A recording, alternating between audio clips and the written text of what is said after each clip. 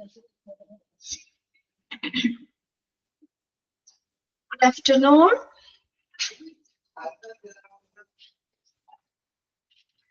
Okay, അപ്പൊ നമ്മളെ കഴിഞ്ഞ ക്ലാസ്സിൽ എവിടെ വരെയായിരുന്നു പറഞ്ഞത്? ഇൻഫ്രാസ്ട്രക്ചർ റിക്വയർമെന്റ്സ് വരെയല്ലേ പറഞ്ഞത് അല്ലേ?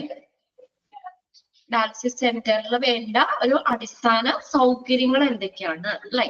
അപ്പൊ ഫസ്റ്റ് പോയിന്റിൽ എന്താ പറഞ്ഞേക്കണേ? ആ ഡയാലിസിസ് ഏരിയയില് എന്ത് വേണം? പ്രൊവൈഡഡ് വിത്ത് എയർ കണ്ടീഷനിങ്, നല്ല എയർ കണ്ടീഷനിങ് വേണം.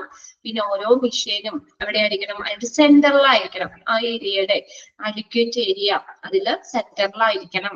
പിന്നെ അടുത്ത് പറഞ്ഞു മൂന്നാമത്തെ പോയിന്റില് പേഷ്യന്റിനെയൊക്കെ പ്രൈവസിനെ സേഫ് ഗാർഡ് ചെയ്യുന്ന, സംരക്ഷിക്കുന്ന രീതിയിലുള്ള ഫെസിലിറ്റികൾ വേണം. പിന്നെ ഫോർത്ത് വൺ ഐസൊലേഷൻ റൂം വേണമെന്ന് പറഞ്ഞു. ദെൻ ഫിഫ്തിൽ എന്താ പറഞ്ഞേക്കണേ? ഫിഫ്ത് പോയിന്റില് ഡയാലിസിസ് സെന്ററിൽ അറ്റ്ലീസ്റ്റ് 2 ലാംഗ്വേജിലെങ്കിലും എഴുതിയിട്ടുള്ള സൈൻ ബോർഡുകൾ വേണം. അത് ഇൻഫോർമേറ്റീവ് ആയിട്ടുള്ള സൈനുകളും പിന്നെ പേഷ്യന്റിന് സേഫ്റ്റിക്ക് വേണ്ടിയുള്ള സൈൻ ബോർഡുകളും വേണം. അതെങ്ങനെ? അറ്റ്ലീസ്റ്റ് 2 ലാംഗ്വേജിലെങ്കിലും എഴുതിയിട്ടുള്ള സൈനേജുകളും വേണം. Okay, 5 points. അത് ക്ലിയർ അല്ലേ എല്ലാവർക്കും? ഓക്കെ, ഇത്രയും നമ്മൾ കഴിഞ്ഞ ക്ലാസ്സിൽ പറഞ്ഞതാണ്. ഈ പോയിന്റ്സ് എല്ലാവർക്കും ഓക്കെ ആണല്ലോ? ക്ലിയർ ആണ് അല്ലെ? ഇനി നെക്സ്റ്റ് പറഞ്ഞേക്കുന്നത്, നിങ്ങൾ മോക്ക് ടെസ്റ്റുകളൊക്കെ കറക്റ്റ് ആയിട്ട് ചെയ്യുന്നില്ലേ? പേജ് നമ്പർ ഒന്ന് ഷെയർ ചെയ്തേ ശ്രുതിക്ക്. 55 അനുഷിന്റെ ഉണ്ട്. ഓക്കെ, 55, 56. ഓക്കെ, നിങ്ങൾ കറക്റ്റ് ആയിട്ട് മോക്ക് ടെസ്റ്റുകളൊക്കെ അറ്റൻഡ് ചെയ്യുന്നില്ലേ? ഇന്നത്തെ ക്ലാസ്സിന്റെ നാളത്തേക്ക് നിങ്ങൾക്ക് കിട്ടും. എല്ലാ ക്വസ്റ്റ്യൻസ് ഒക്കെ നിങ്ങൾ അറ്റൻഡ് ചെയ്ത് നോക്കുക. ക്വസ്റ്റ്യൻസിൽ എന്തെങ്കിലും ഡൗട്ട് ഉണ്ടെങ്കിലോ എന്തെങ്കിലും ഒക്കെ നിങ്ങൾക്ക് മനസ്സിലാവായിക്കോ എന്തെങ്കിലും ഉണ്ടെങ്കിൽ ടീച്ചേഴ്സ് വരുമ്പോൾ അതായത് ടീച്ചേഴ്സിനോട് നിങ്ങൾ ചോദിച്ച് അതൊന്ന് കറക്റ്റ് ചെയ്ത് തന്നെ പോവുക കേട്ടോ. ഓക്കെ, നിങ്ങൾക്ക് ഡൗട്ട് ഉണ്ടെങ്കിൽ നമ്മൾ അത് ക്ലിയർ ചെയ്ത് തന്നെ പോകണം. ടീച്ചേഴ്സ് അത് എടുത്ത് ആ ടീച്ചേഴ്സിനോട് ചോദിച്ചിട്ട് നിങ്ങൾ ക്വസ്റ്റ്യൻ കാണുമ്പോൾ അറിയാലോ ഏത് ചാപ്റ്ററിൽ വന്നെയാന്ന് അറിയാം. ആ ടീച്ചറിനോട് ചോദിച്ച് തന്നെ നിങ്ങൾ ക്ലിയർ ചെയ്ത് പഠിക്കുക. ഓക്കെ, ഇനി അടുത്തത് ഹോസ്പിറ്റൽ അഡ്മിനിസ്ട്രേഷൻ മസ്റ്റ് വെരിഫൈ. ഇനി ഹോസ്പിറ്റൽ അഡ്മിനിസ്ട്രേഷൻ, ആ ഹോസ്പിറ്റൽ ഭരണം ഉറപ്പുവരുത്തേണ്ട കാര്യങ്ങൾ എന്തൊക്കെയാണ്?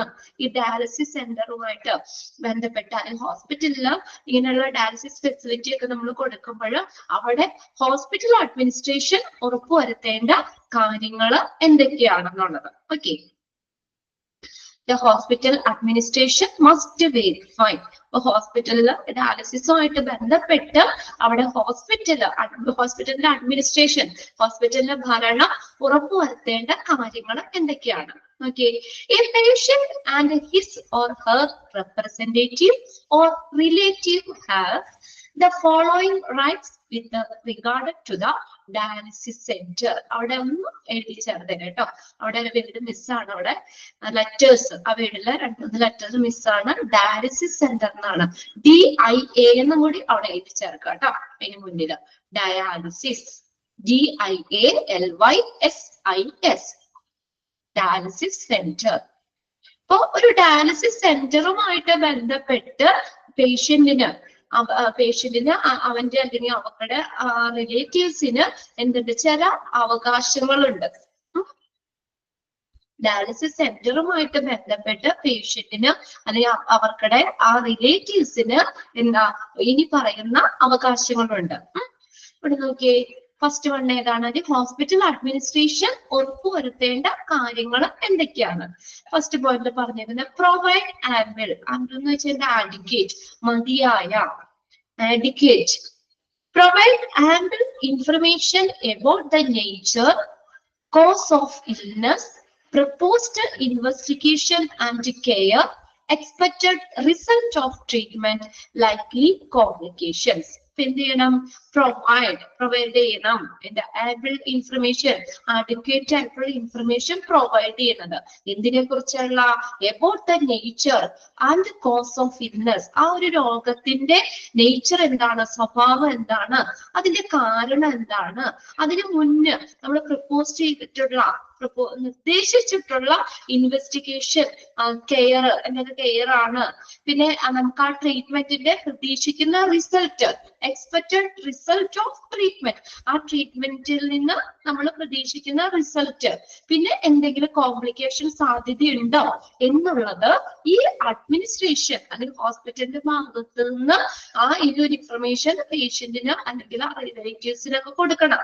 ഇപ്പൊ നമ്മളിപ്പോ ഒരു രോഗമായിട്ട് ചെന്ന് കഴിഞ്ഞു കഴിഞ്ഞാൽ നമ്മൾക്ക് ഇപ്പൊ നമ്മുടെ രോഗം എന്താണ്, അതിന്റെ കാരണം എന്താണ്, അതിന് നിർദ്ദേശിച്ചിട്ടുള്ള ഇൻവെസ്റ്റിഗേഷൻ കെയർ എന്താണ്, അതിന്റെ റിസൾട്ട് എന്താണ്, അല്ലെങ്കിൽ എന്തെങ്കിലും കോംപ്ലിക്കേഷൻസ് ഒക്കെ ഉണ്ടോ, എന്തെങ്കിലും ഇന്നതാണ് രോഗം അപ്പൊ ഇന്ന രീതിയിൽ ചെയ്യണം, ഇങ്ങനെ കോംപ്ലിക്കേഷൻസ് ഉണ്ട് അതുകൊണ്ട് വേഗം നമ്മൾ ട്രീറ്റ്മെന്റ് എടുക്കണം എന്നിങ്ങനെയുള്ള ആ ഒരു നമ്മുടെ ആ രോഗവുമായിട്ട് ബന്ധപ്പെട്ട് വരുന്ന ആ കാര്യങ്ങൾ, അതിനെ കുറിച്ചുള്ള കറക്റ്റ് ആയിട്ടുള്ള ആവശ്യത്തിനുള്ള ഇൻഫർമേഷൻ എന്ത് ചെയ്യണം, ഹോസ്പിറ്റലിന്റെ ഭാഗത്ത് നിന്ന് കൊടുക്കേണ്ടതാണ്. അത് ഉറപ്പുവരുത്തേണ്ടത് ഹോസ്പിറ്റൽ അഡ്മിനിസ്ട്രേഷൻ ആണ്. ഇപ്പൊ നമ്മളിപ്പോ ഒരു ട്രീറ്റ്മെന്റിന് ചെന്ന് കഴിഞ്ഞാൽ ഡോക്ടർ പറയുന്നു അല്ലെ, അല്ലെങ്കിൽ അതെല്ലാം ആദ്യം നമുക്ക് ആ പേഷ്യന്റിന് അല്ലെങ്കിൽ റിലേറ്റീവ്സിന് പറഞ്ഞു തരും അല്ലെ, നമ്മൾ പറഞ്ഞ് മനസ്സിലാക്കി തരും, ഇന്നതാണ് രോഗം അപ്പൊ ഇന്ന രീതിയിൽ ചെയ്യണം, അല്ലെങ്കിൽ എന്തെങ്കിലും കോംപ്ലിക്കേഷൻസ് ഒക്കെ ഉണ്ടോ, അല്ലെങ്കിൽ അങ്ങനെയുള്ള ഡീറ്റെയിൽസ് നമ്മളോട് പാസ് ചെയ്യണം. ഓക്കെ, അത് ഉറപ്പുവരുത്തേണ്ടത് ഹോസ്പിറ്റൽ അഡ്മിനിസ്ട്രേഷൻ ആണ്. ക്ലിയർ ആയോ ഫസ്റ്റ് പോയിന്റ്?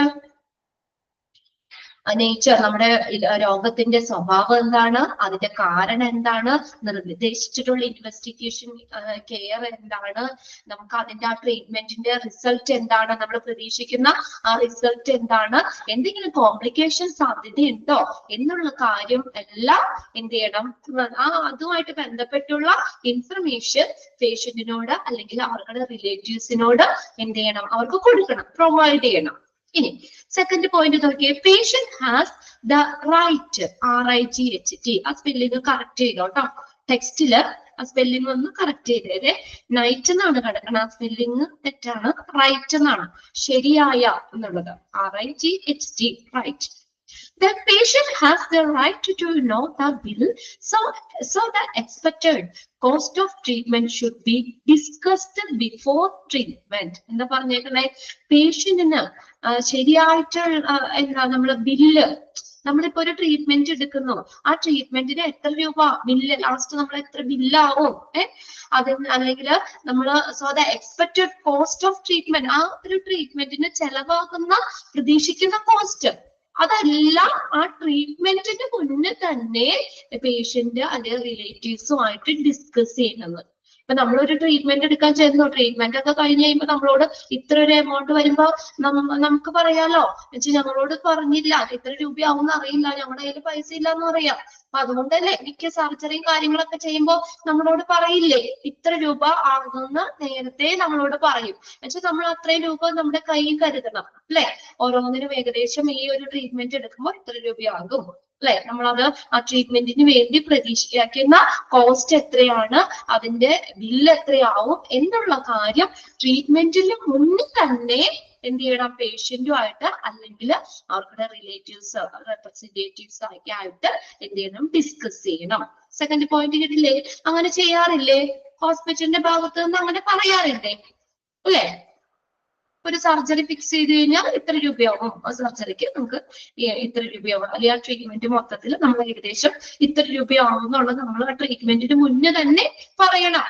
അല്ലെങ്കിൽ നമുക്ക് അറിയാൻ പറ്റില്ല അല്ലെ, ട്രീറ്റ്മെന്റ് തുടങ്ങി പകുതി എത്തുമ്പോൾ ഇത്ര രൂപയാവുന്നൊക്കെ പറഞ്ഞ് നമുക്ക് അത്രയും രൂപ നമ്മുടെ കയ്യിൽ ഉണ്ടോ, അല്ലെങ്കിൽ നമ്മൾ അത് അത്രയും തയ്യാറാക്കി വെക്കണം അല്ലെ, ആ ഒരു ബില്ല് അടയ്ക്കാനുള്ള ക്യാഷ് നമ്മൾ ഓൾറെഡി റെഡി ആക്കണം, ട്രീറ്റ്മെന്റിന് മുന്നേ തന്നെ അങ്ങനെയുള്ള കാര്യങ്ങൾ പറയണം. ഓക്കെ, ഇനി മൂന്നാമത്തെ പോയിന്റ് നോക്കിയേ, to informed consent prior to specific test or treatment. വലിയ എമൗണ്ട് വരുമെങ്കിൽ പറയും, ശരിയാണ്, വലിയ എമൗണ്ട് ഒക്കെ ആകുമ്പോൾ നമുക്ക് സാധാരണക്കാർക്ക് അത്രയും രൂപയൊക്കെ പെട്ടെന്ന് കൊടുക്കാൻ പറ്റില്ല അല്ലെ. പെട്ടെന്ന് പറഞ്ഞു കഴിഞ്ഞാൽ പിന്നെ ട്രീറ്റ്മെന്റ് ഒക്കെ കഴിഞ്ഞ് ബില്ല് നാളെ അടയ്ക്കുന്ന സമയത്ത് 2 ലക്ഷം രൂപ അടയ്ക്കുന്നൊക്കെ പറഞ്ഞു കഴിഞ്ഞാൽ സാധാരണക്കാരനെ സംബന്ധിച്ചിട്ട് നമുക്ക് അടയ്ക്കാൻ പറ്റില്ല പെട്ടെന്നൊക്കെ പറഞ്ഞു കഴിഞ്ഞാൽ. അതുകൊണ്ട് തന്നെ ട്രീറ്റ്മെന്റിന് മുന്നേ തന്നെ പറയും. ഓക്കെ, അതാണ് അവിടെ. ഇനി തേർഡ് പോയിന്റിൽ എന്താ പറഞ്ഞേക്കണേ? To inform the consent prior to specific test or treatment, example surgery. പിന്നെ അതുപോലെ തന്നെ നമ്മുടെ സർജറി ഒക്കെ ചെയ്യുമ്പോൾ എക്സാമ്പിൾ ആയിട്ടാണ് പറഞ്ഞേക്കണേ കേട്ടോ സർജറി. അപ്പൊ അങ്ങനെയുള്ള ഒരു ട്രീറ്റ്മെന്റിന് അല്ലെങ്കിൽ ടെസ്റ്റുകൾക്ക് അല്ലെങ്കിൽ ട്രീറ്റ്മെന്റിന് മുന്നേ നമ്മളുടെ ഒരു മുൻകൂർ സമ്മതം, കോൺസെന്റ് പ്രയർ ടു എന്ന് പറഞ്ഞാൽ മുൻകൂർ സമ്മതം. നമ്മൾ മുൻകൂർ സമ്മതപത്രം എഴുതി മേടിക്കൂലേ അല്ലെ?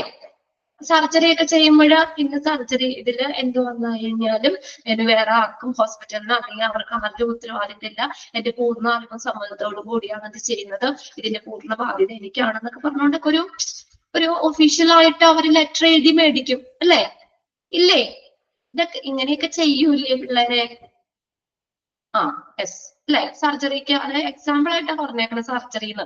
അല്ലെങ്കിൽ വലിയ വലിയ ട്രീറ്റ്മെന്റ് കാര്യങ്ങൾ എഴുതുന്നതൊക്കെ വാങ്ങണ്ട്, അത് വെച്ചാൽ വാങ്ങും. അല്ലെങ്കിൽ നമുക്ക് ഇപ്പൊ സർജറി ഒക്കെ ചെയ്ത് എന്തെങ്കിലും പെട്ടെന്ന് സംഭവിച്ചു കഴിഞ്ഞാൽ നമുക്ക് പറയാം അല്ലെ, ആര് പറഞ്ഞു അത് ചെയ്യാനായിട്ട്, ഞങ്ങളോട് പറഞ്ഞില്ല അല്ലെങ്കിൽ ഞങ്ങളുടെ എന്നൊക്കെ പറയാം. അങ്ങനെ വല്ല കംപ്ലൈന്റ്സ് ഒക്കെ വരാതിരിക്കാൻ വേണ്ടി തന്നെ അവർ ആ സർജറി ചെയ്യുന്നതിന് മുന്നേ അഡ്വാൻസ് ആയിട്ട് സൈന് നമ്മൾ ഇട്ട് കൊടുക്കണം. ശരിയാണ്. അത് ആ സമ്മതപത്രം ഒഫീഷ്യലായിട്ട് ആ ലെറ്റർ കാര്യം അത് ഫില്ല് ചെയ്ത് കഴിഞ്ഞിട്ട് നമ്മൾ അത് സൈൻ ചെയ്ത് കൊടുത്തതിന് ശേഷം മാത്രമാണ് സർജറി ഒക്കെ ചെയ്യുള്ളൂ. ഓക്കെ, അപ്പൊ അത് പറഞ്ഞേക്കുന്നത് തേർഡ് പോയിന്റില് to inform consent prior to specific test or treatment. പ്രത്യേക ടെസ്റ്റുകൾക്കോ അല്ലെങ്കിൽ ട്രീറ്റ്മെന്റിനോ ഒക്കെ മുന്നേ നമ്മൾ ഈ മുൻകൂർ സമ്മതം എഴുതി മേടിക്കണം. ഇനി fourth one നോക്കിയേ, to seek a second opinion from a proper clinician of patient choice with the records and the information being provided by treating hospital. നമ്മളിപ്പോ ഒരു ഹോസ്പിറ്റലിൽ നമ്മൾ ട്രീറ്റ്മെന്റിൽ ഇരിക്കുമ്പോൾ തന്നെ നമുക്ക് ഇപ്പോ എന്തെങ്കിലും ആ ട്രീറ്റ്മെന്റിൽ നമുക്ക് കുറച്ചും കൂടി ബെറ്റർ ആയിട്ടുള്ള ഒരു ക്ലിനിഷ്യനെ കാണണം, അല്ലെങ്കിൽ അങ്ങനെ എന്തെങ്കിലും ആ ഒരു പേഷ്യന്റിന്റെ ചോയ്സ് അനുസരിച്ച് ഒരു സെക്കൻഡ് ഒപ്പീനിയൻ നമുക്ക് മേടിക്കാം. അപ്പൊ നമുക്കിപ്പോ അതിൽ ഒന്നുകൂടി വേറൊരു സ്ഥലത്തും കൂടി ഒന്നുകൂടെ നമ്മളിപ്പോ അവിടെ നമ്മൾ ട്രീറ്റ്മെന്റിൽ ഇരിക്കുകയാണ്. അപ്പൊ അവിടെ ഇപ്പൊ ഡോക്ടർ പറഞ്ഞു ഇന്ന ഒരു സർജറിയാണ്, നമുക്ക് ഇനി ഇപ്പൊ ഇതാവുള്ളൂ ലാസ്റ്റ് ഇത് ചെയ്യണം എന്ന് പറഞ്ഞു കഴിഞ്ഞാൽ ഇപ്പൊ നമുക്ക് ഇപ്പൊ എനിക്കാണെങ്കിൽ ഇപ്പൊ എന്നോടാണ് പറയണമെങ്കിൽ എനിക്കിനിപ്പോ ഒരു സെക്കൻഡ് ചോയ്സ് എന്റെ ഒരു ഇഷ്ടം അനുസരിച്ച് തന്നെ നമുക്കൊരു ഇനിയിപ്പോ വേറൊരു സ്ഥലത്തും കൂടി കാണണമെങ്കിൽ അല്ലെങ്കിൽ വേറൊരാളെ കൂടി റെഫർ ചെയ്യണമെങ്കിൽ അങ്ങനെ നമുക്ക് ചെയ്യാൻ പറ്റും. അത് അപ്പൊ ചെയ്യുമ്പോൾ നമുക്ക് ആ ഹോസ്പിറ്റലിൽ നിന്ന് നമ്മൾ ഇത്രയും നേരം നമ്മൾ ചെയ്ത ട്രീറ്റ്മെന്റ് കാര്യങ്ങളൊക്കെ ഇല്ലേ, അതിന്റെ ആ ഇൻഫർമേഷൻ റെക്കോർഡ്സുകൾ അതെല്ലാം എന്ത് ചെയ്യുന്നു, ഹോസ്പിറ്റലിന്റെ ഭാഗത്ത് നിന്ന് നമുക്ക് തരണം. Okay, the records and information being provided by treating hospital. ആ ഹോസ്പിറ്റലിൽ ട്രീറ്റ്മെന്റിൽ ഇരിക്കുമ്പോൾ അവിടെ സൂക്ഷിക്കുന്ന റെക്കോർഡുകളില്ല, നമ്മളുടെ ഓരോ കാര്യങ്ങൾ ഇത്രയും നാൾ നമ്മൾ ചെയ്ത കാര്യങ്ങൾ, ടെസ്റ്റുകൾ അല്ലെങ്കിൽ ഇപ്പൊ കൊടുക്കുന്ന മരുന്നുകൾ, ഇതെല്ലാം ഉള്ള റെക്കോർഡും നമ്മുടെ ആ രോഗവുമായിട്ടുള്ള അതിനെ ബേസ് ചെയ്തിട്ടുള്ള ഇൻഫർമേഷനും കാര്യങ്ങളും എന്ത് ചെയ്യണം, നമുക്ക് വേറൊരു സ്ഥലത്ത് നമുക്കൊന്ന് കാണണമെങ്കിൽ ആ ഹോസ്പിറ്റലിൽ നിന്ന് തരാനായിട്ട് അവര് ബാധ്യസ്ഥരാണ്. ഓക്കെ,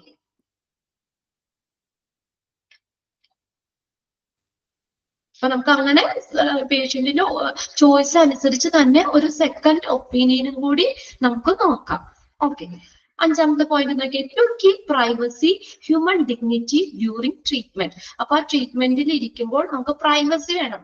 പ്രൈവസി, ഹ്യൂമൻ ഡിഗ്നിറ്റി, അന്തസ്, ഇതെല്ലാം എന്ത് ചെയ്യണം, നമ്മൾ കീപ്പ് ചെയ്യണം. ഓക്കെ, ഡിഗ്നിറ്റി എന്ന് പറഞ്ഞാൽ അന്തസ്. To keep privacy human dignity during treatment. ട്രീറ്റ്മെന്റിൽ ഇരിക്കുമ്പോഴും പ്രൈവസിയും പിന്നെ അതുപോലെ ഹ്യൂമൻ ഡിഗ്നിറ്റി അന്തസ്സും ഒക്കെ നമ്മൾ കീപ്പ് ചെയ്യണം. പിന്നെ അതുപോലെ ഹോസ്പിറ്റലിൽ നിന്നും ആ ഒരു ഇത് വരണം, നമുക്ക് പേഷ്യൻസിനൊക്കെ പ്രൈവസി കൊടുക്കണം. ഓക്കെ, പ്രൈവസി കാര്യങ്ങൾ കൊടുക്കണം. ഇതെല്ലാം ഉറപ്പുവരുത്തേണ്ടത് ഹോസ്പിറ്റൽ അഡ്മിനിസ്ട്രേഷൻ ആണ് കേട്ടോ. പ്രൈവസി കീപ്പ് ചെയ്യണം, ഒരു അന്തസ് പേഷ്യൻസിനോടൊക്കെ ആണെങ്കിലും നല്ല രീതിയിൽ ഹാൻഡിൽ ചെയ്ത് ഹോസ്പിറ്റലിന്റെ ഒരു അന്തസ് നിലനിർത്തണം. അതും ഹോസ്പിറ്റൽ അഡ്മിനിസ്ട്രേഷൻ ഉറപ്പുവരുത്തേണ്ടാണ്. ഇനി അടുത്ത് നോക്കിയേ, സിക്സ്ത് പോയിന്റ് ആണ് കേട്ടോ. To non-discrimination about treatment and behavior on the basis of diseases like HIV. HIV പോലുള്ള രോഗങ്ങൾ അല്ലെ, എയ്ഡ്സിന് കാരണമായിട്ടുള്ള വൈറസ് ആണല്ലോ HIV. Human immunodeficiency virus, HIV virus അല്ലെങ്കിൽ HIV അങ്ങനെയുള്ള ആ ഡിസീസുകളിൽ എയ്ഡ്സ് ഇതൊക്കെ എന്ന് പറഞ്ഞാൽ നമ്മൾ എന്താ പറയാ അങ്ങനെയുള്ള ആ രോഗങ്ങളുടെ ബേസില് നമ്മൾ ആ ഹോസ്പിറ്റലിൽ നിന്ന് ഒരു ഡിസ്ക്രിമിനേഷന് പാടില്ല എന്ന്. ആ പേഷ്യൻസിനെ നമ്മൾ മാറ്റി നിർത്താനോ അല്ലെങ്കിൽ ട്രീറ്റ്മെന്റിലോ അല്ലെങ്കിൽ അവരോടുള്ള ബിഹേവിയറിലോ ഒക്കെ എന്ത് ചെയ്യാൻ പാടില്ല, ഒരു തരംതിരിവും പാടില്ല. വിവേചനം, നോൺ ഡിസ്ക്രിമിനേഷൻ. ഇപ്പൊ അപ്പൊ HIV പേഷ്യന്റ് ആണ് അവിടെ നിൽക്കുക, പിന്നെ നോക്കാം, അല്ലെങ്കിൽ അവരൊക്കെ മാറ്റി നിർത്തിയിട്ട് മറ്റുള്ള പേഷ്യൻസിനെ നോക്കിയിട്ട് അവരെ നോക്കാം, അല്ലെങ്കിൽ ട്രീറ്റ്മെന്റിൽ അവരോട് വേറെ എന്തെങ്കിലും ഒരു വിവേചനം കാണിക്കാം. ഇങ്ങനെയുള്ള ബിഹേവിയർ അവരൊരു അകറ്റി നിർത്തുന്ന രീതിയിലോ അല്ലെങ്കിൽ അവരോടൊരു മോശമായിട്ട് സംസാരിക്കുന്ന രീതിയിലോ കളിയാക്കുന്ന രീതിയിലോ അങ്ങനെയുള്ള ബിഹേവിയർ ഒന്നും പാടില്ല. അവരോട് ഒരു വിവേചനവും കാണിക്കാൻ പാടില്ല. Okay, to non-discrimination about the treatment and behavior on the basis of disease like HIV. Okay. It's discrimination എന്ന് പറഞ്ഞാൽ തരംതിരിവ്, നോൺ ഡിസ്ക്രിമിനേഷൻ എന്ന് പറഞ്ഞാൽ ഒരു വിവേചനം പാടില്ല എന്നുള്ളതാണ്. ഒരു തരംതിരിവും പാടില്ല, അല്ലെങ്കിൽ ഒരു വേർതിരിവും പാടില്ല. അവരെ ഒരു എല്ലാവരുടെയും പരിഗണന അവർക്കും കൊടുക്കണം. ഓക്കെ, അപ്പൊ ആ രോഗമാണ് എന്ന് കരുതിയിട്ട് അവരോട് ഒരു വേർതിരിവും കാണിക്കരുത്. അവരെ മറ്റുള്ള പേഷ്യൻസിനെ പോലെ തന്നെ അവരോട് പെരുമാറുക. ഓക്കെ, നോൺ ഡിസ്ക്രിമിനേഷൻ എന്ന് വെച്ചാൽ വിവേചനം പാടില്ല, വേർതിരിവ് പാടില്ല. ഓക്കെ, ഇനി അടുത്തത് 7th one, to try to find a redressal in the case of grievance. Grievance എന്ന് വെച്ചാൽ പരാതി, grievance പരാതി. redressal എന്ന് പറഞ്ഞാൽ പരിഹാരം, redressal പരിഹാരം. To try to find redressal പരിഹാരം in the case of grievance. Grievance എന്ന് പറഞ്ഞാൽ പരാതി. based on the service provided by the establishment. അപ്പൊ എസ്റ്റാബ്ലിഷ്മെന്റ് എന്ന് പറഞ്ഞാൽ സ്ഥാപനം, ആ ഒരു സ്ഥാപനം അല്ലെങ്കിൽ ഹോസ്പിറ്റല് പ്രൊവൈഡ് ചെയ്യുന്ന സർവീസ്, അവിടെ നൽകുന്ന സേവനത്തിന്റെ ബേസിൽ എന്തെങ്കിലും പരാതികൾ ഉണ്ടെങ്കിൽ അതിനുള്ള പരിഹാരം കണ്ടെത്തണം. അത് ഹോസ്പിറ്റൽ അഡ്മിനിസ്ട്രേഷൻ ഉറപ്പുവരുത്തേണ്ട കാര്യമാണ്. ഓക്കെ, ആ ഒരു ഇൻസ്റ്റിറ്റ്യൂഷൻ അല്ലെങ്കിൽ ഒരു സ്ഥാപനം, ആ ഒരു സ്ഥാപനം ഓർഗനൈസേഷൻ, ആ ഒരു സ്ഥാപനം നടത്തുന്ന സർവീസിൽ എന്തെങ്കിലും ഒരു പരാതികളോ ആ ഒരു എസ്റ്റാബ്ലിഷ്മെന്റ് സ്ഥാപനത്തെ കുറിച്ച് എന്തെങ്കിലും പരാതികളോ കാര്യങ്ങളൊക്കെ ഉണ്ടെങ്കിൽ അതിനുള്ള പരിഹാരം കണ്ടെത്തണം. ഓക്കെ, അപ്പൊ അങ്ങനെ 7 പോയിന്റ്സ് ആണ് കേട്ടോ അതിനകത്ത് വരുന്നത്. ഹോസ്പിറ്റൽ അഡ്മിനിസ്ട്രേഷൻ ഉറപ്പുവരുത്തേണ്ട കാര്യങ്ങൾ. ക്ലിയർ ആയല്ലോ? നമ്മുടെ രോഗം എന്താണ്, രോഗത്തിന്റെ കാരണം എന്താണ്, ഇൻവെസ്റ്റിഗേഷൻ നമ്മൾ നിർദ്ദേശിച്ചിട്ടുള്ള ഇൻവെസ്റ്റിഗേഷൻ കെയർ എന്താണ്, നമ്മുടെ ആ ട്രീറ്റ്മെന്റിന്റെ റിസൾട്ട്, പ്രതീക്ഷിക്കുന്ന റിസൾട്ട്, കോംപ്ലിക്കേഷൻ സാധ്യത, ഇതെല്ലാം ആ ഇൻഫർമേഷൻ എല്ലാം പേഷ്യന്റിനോട് അല്ലെങ്കിൽ അവരുടെ റിലേറ്റീവ്സിനോട് അല്ലെങ്കിൽ റെപ്രസെന്റേറ്റീവ്സിനോട് പറയണം. പിന്നെ നമ്മള് ട്രീറ്റ്മെന്റിന് മുന്നേ തന്നെ ആ എക്സ്പെക്റ്റഡ് കോസ്റ്റ്, പ്രതീക്ഷിക്കുന്ന കോസ്റ്റ് എന്താണ്, ട്രീറ്റ്മെന്റ് കോസ്റ്റ് എത്രയാവും, ബില്ല് എത്രയാണ് എന്നുള്ളത് ട്രീറ്റ്മെന്റിന് മുന്നേ തന്നെ അവരോട് പറയണം. പിന്നെ ഈ സർജറി, സ്പെസിഫിക് ടെസ്റ്റുകളോ സർജറി ഒക്കെ ചെയ്യുമ്പോൾ, എക്സാമ്പിൾ ആയിട്ട് സർജറി ട്രീറ്റ്മെന്റ് ഒക്കെ ചെയ്യുമ്പോൾ അതിന് മുന്നേ തന്നെ ഒരു മുൻകൂർ സമ്മതം എഴുതി മേടിക്കണം. അതിൽ അവരെ കൊണ്ട് സൈൻ ചെയ്യിക്കണം. ഓക്കെ, എഴുതി മേടിച്ച് അവരെ കൊണ്ട് സൈൻ ചെയ്യിക്കണം. പിന്നെ രണ്ടാമത്തെ, നമ്മൾ പേഷ്യന്റിന് ചോയ്സ് അനുസരിച്ച് എന്തെങ്കിലും നമുക്കൊരു സെക്കൻഡ് ഒപ്പീനിയൻ വേണം, വേറെ സ്ഥലത്ത് ഒന്നുകൂടി കാണണം, അല്ലെങ്കിൽ വേറെ ഡോക്ടറിനെയൊക്കെ കാണണം, അങ്ങനെ എന്തെങ്കിലും പേഷ്യന്റ് ചോയ്സ് അനുസരിച്ച് അത് ചെയ്യാം.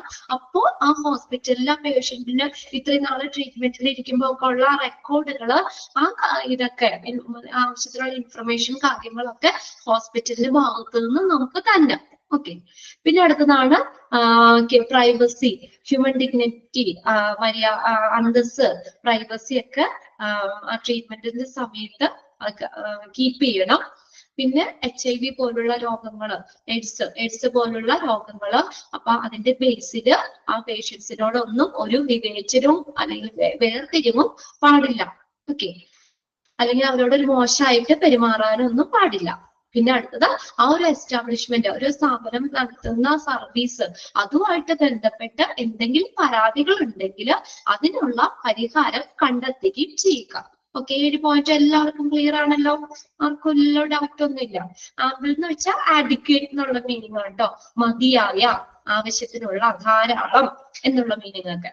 ആഡിക്വേറ്റ്, എല്ലാ ഇൻഫർമേഷനും പ്രൊവൈഡ് ചെയ്യണം. ഓക്കെ, ഇനി ഓക്കെ അല്ലേ, എല്ലാവർക്കും ക്ലിയർ അല്ലേ? 7 പോയിന്റ്സ് എല്ലാം ക്ലിയർ അല്ലേ? ഓക്കെ, നിങ്ങക്ക് ക്ലാസ് ക്ലിയർ ആവുന്നില്ലേ? ഫോളോ ചെയ്ത് പോരാൻ പറ്റുന്നില്ലേ? എന്തെങ്കിലും ബുദ്ധിമുട്ടുണ്ടെങ്കിൽ അപ്പൊ തന്നെ ഒന്ന് മെസ്സേജ് ചെയ്തിട്ടേക്കാട്ടോ. ഇനി നോക്കിയേ, ഇനി പേഷ്യന്റ്, ഇപ്പൊ നമ്മൾ ഹോസ്പിറ്റൽ അഡ്മിനിസ്ട്രേഷൻ നമുക്ക് അവിടെ ഉറപ്പുവരുത്തേണ്ട, ഹോസ്പിറ്റലിന്റെ ഭാഗത്ത് നിന്ന്, ഹോസ്പിറ്റൽ അഡ്മിനിസ്ട്രേഷന്റെ ഭാഗത്ത് നിന്ന് ഉറപ്പുവരുത്തേണ്ട കാര്യം നമ്മൾ പറഞ്ഞത്. ഇനി നോക്കിയേ, പേഷ്യൻസ് റെസ്പോൺസിബിലിറ്റി. പേഷ്യന്റിന്റെ റെസ്പോൺസിബിലിറ്റി എന്താ? ഒരു ഹോസ്പിറ്റൽ അല്ലെ ഡയാലിസിസുമായിട്ട് ബന്ധപ്പെട്ട് പേഷ്യന്റിന്റെ റെസ്പോൺസിബിലിറ്റി എന്തൊക്കെയാണ്? പേഷ്യന്റിന്റെ ഭാഗത്ത് നിന്ന് എന്തൊക്കെ കാര്യങ്ങളാണ് ചെയ്യേണ്ടത്? നോക്കിയേ, ഫസ്റ്റ് വൺ, പ്രൊവൈഡ് ഇൻഫർമേഷൻ. എന്ത് ചെയ്യണം? നമ്മൾ ഇൻഫർമേഷൻ ഒക്കെ പ്രൊവൈഡ് ചെയ്യണം. നമ്മൾ പറയില്ല ഡോക്ടറിനോട് ഒന്നും കള്ളം പറയാൻ പാടില്ല എന്നാ, അല്ലേ? ഇല്ലേ? നമ്മൾക്കിപ്പോ എന്താണ് നമ്മുടെ രോഗം ഇപ്പൊ നമുക്കറിയുള്ളൂ. നമ്മളിപ്പോ ഒരു എന്തെങ്കിലും ഡോക്ടറിനെ കാണാൻ ചെല്ലുമ്പോ നമ്മുടെ കൂടെ ഇരിക്കുന്ന ആളല്ല പറയണ്ടേ, നമ്മൾ പറയണം അല്ലെ? നമുക്ക് എന്താണ് ബുദ്ധിമുട്ട്, എന്തൊക്കെയാണ് നമ്മൾ പറയുന്ന കാര്യങ്ങൾ, ആ സിംറ്റംസ് വെച്ചിട്ടാണ് ഡോക്ടർ എന്താണ് രോഗം എന്നൊക്കെ മനസ്സിലാക്കുന്നത്. അപ്പോ നമ്മുടെ കാര്യങ്ങൾ നമ്മൾ തന്നെ പറയണം, അത് എല്ലാ ഇൻഫർമേഷനും പറയണം. ഡോക്ടറിനോടൊക്കെ ക്ലിയർ ആയിട്ട് ഇൻഫർമേഷൻ നമ്മൾ കൊടുക്കണം. പ്രൊവൈഡ് ഇൻഫർമേഷൻ, നമ്മളെ കുറിച്ചുള്ള കാര്യങ്ങൾ നമ്മൾ പ്രൊവൈഡ് ചെയ്യണം. പിന്നെ second one, associate with doctors in the course of examination, treatment. ആ നമ്മളെ ഡോക്ടർ നമ്മളെ എക്സാമിൻ ചെയ്യൂലേ? എക്സാമിൻ ചെയ്യാന്ന് വെച്ചാൽ പരിശോധിക്കാം. ഡോക്ടർ നമ്മളെ പരിശോധിക്കുന്ന ആ ഒരു കോഴ്സ് സമയത്തും പിന്നെ ട്രീറ്റ്മെന്റിന്റെ സമയത്തും ഒക്കെ എന്താ, ഡോക്ടറുമായിട്ട് അസോസിയേറ്റ് ചെയ്യണം. നമ്മൾ ഡോക്ടറിനോട് ദേഷ്യപ്പെടാനോ അല്ലെങ്കിൽ ഡോക്ടറിന്റെ അടുത്ത് ഒച്ചയെടുക്കാൻ, എന്താ പറയാ, ഇങ്ങനെ അത് പറയുമ്പോഴിപ്പോ ഒരു ടെസ്റ്റ് പറഞ്ഞു, ഇന്നിപ്പോ ചെയ്യാൻ പറ്റില്ല, നാളെ ചെയ്യാൻ, നമ്മുടെ ഇഷ്ടത്തിന് ചെയ്യാൻ പാടില്ല അല്ലെ? അപ്പൊ ഡോക്ടറിനോട് എല്ലാ രീതിയിലും നമ്മൾ സഹകരിക്കണം. നമ്മൾ പരിശോധിക്കുമ്പോഴാണെങ്കിലും ട്രീറ്റ്മെന്റിലാണെങ്കിലും ട്രീറ്റ്മെന്റ് സമയത്തും ഒക്കെ ഡോക്ടറുമായിട്ട് അസോസിയേറ്റ് ചെയ്യണം. സഹകരിക്കുക എന്നുള്ള മീനിങ് കേട്ടോ, സഹകരിക്കണം. ഓക്കെ, ഇനി അടുത്ത, abide by all instruction. abide എന്ന് വെച്ചാൽ പാലിക്കുക എന്ന്. എല്ലാ ഇൻസ്ട്രക്ഷനും പാലിക്കണം. ഇപ്പൊ ഹോസ്പിറ്റലിൽ നിന്ന് ഉള്ള എന്തെങ്കിലും നിർദ്ദേശങ്ങൾ ഉണ്ടാവില്ല, ഇന്ന രീതിയിൽ ചെയ്യണം അല്ലെങ്കിൽ ഇന്നപോലെ ചെയ്യണം എന്നുള്ള കാര്യങ്ങളൊക്കെ ഉണ്ട്, അതെല്ലാം നമ്മൾ പാലിക്കണം. അത് ഒരു പേഷ്യന്റിന്റെ റെസ്പോൺസിബിലിറ്റി ആണ്. Okay, abide by all instruction, എല്ലാ നിർദ്ദേശങ്ങളും പാലിക്കുക. ഇനി നെക്സ്റ്റ് പോയിന്റ് നോക്കിയേ, fourth point, pay hospitals agreed fees on time. Correct ടൈമില് ഹോസ്പിറ്റലിന്റെ ഫീസ് പേ ചെയ്യണം. ബില്ലുകൾ കാര്യങ്ങളൊക്കെ വരുമല്ലേ, അത് നമ്മൾ കറക്റ്റ് സമയത്ത് നമ്മൾ പേ ചെയ്യണം. അതിനൊന്നും മുടക്ക് വരുത്താതെ നമ്മൾ അല്ലെങ്കിൽ അടയ്ക്കാതെയോ അല്ലെങ്കിൽ അങ്ങനെയൊന്നും ചെയ്യാൻ പാടില്ല. നിർദ്ദേശിച്ചിട്ടുള്ള ആ ഫീസ് കറക്റ്റ് സമയത്ത് തന്നെ പേ ചെയ്യണം. Okay, pay hospital agreed fees on time. Correct ടൈമില് പേ ചെയ്യണം. ഇനി ലാസ്റ്റ് പോയിന്റ് നോക്കിയേ, respect nobility of doctors and other hospital staff. Nobility എന്ന് വെച്ചാൽ എന്താ? കുലീനത, അല്ലെങ്കിൽ അവർക്കുടെ ഒരു മഹാമനസ്കൃത അല്ലെ, ഒരു സേവനല്ലേ ശരിക്കും നമുക്ക് ഡോക്ടേഴ്സ് ഒക്കെ. അപ്പൊ അവരോട് നമ്മൾ ഒരു കുറച്ചും കൂടി റെസ്പെക്ട് ആവണം. അപ്പൊ അവർക്കുടെ ആ ഒരു മഹാമനസ്കൃത അല്ലെങ്കിൽ ഹോസ്പിറ്റൽ സ്റ്റാഫുകൾ നമുക്ക് ചെയ്യുന്ന ആ ഒരു സർവീസ്, ഒരു സേവനം, അതിനെയൊക്കെ നമ്മൾ എന്ത് ചെയ്യണം? അതിനോട് ഒരു ബഹുമാനിക്കണം. Okay, respect nobility of doctors and other hospital staff. ഡോക്ടേഴ്സിനോടും ഹോസ്പിറ്റലിലുള്ള മറ്റുള്ള സ്റ്റാഫുകളുടെയും ആ ഒരു കുലീനത അല്ലെങ്കിൽ അവരുടെ ഒരു മഹാമനസ്കൃതയെ നമ്മൾ ബഹുമാനിക്കണം. ഓക്കെ,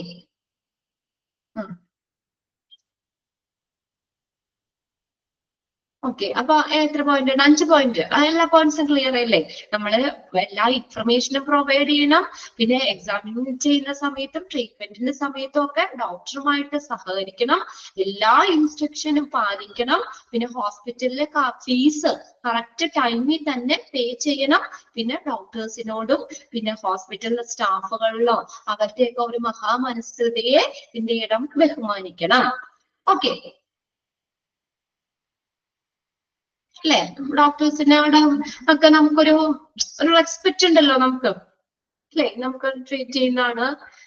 അപ്പൊ അവരോടൊക്കെ ആ ഒരു ബഹുമാനം നമ്മൾ കാണിക്കണം. ഓക്കെ, The last section ആണ് job responsibility of a dialysis coordinator.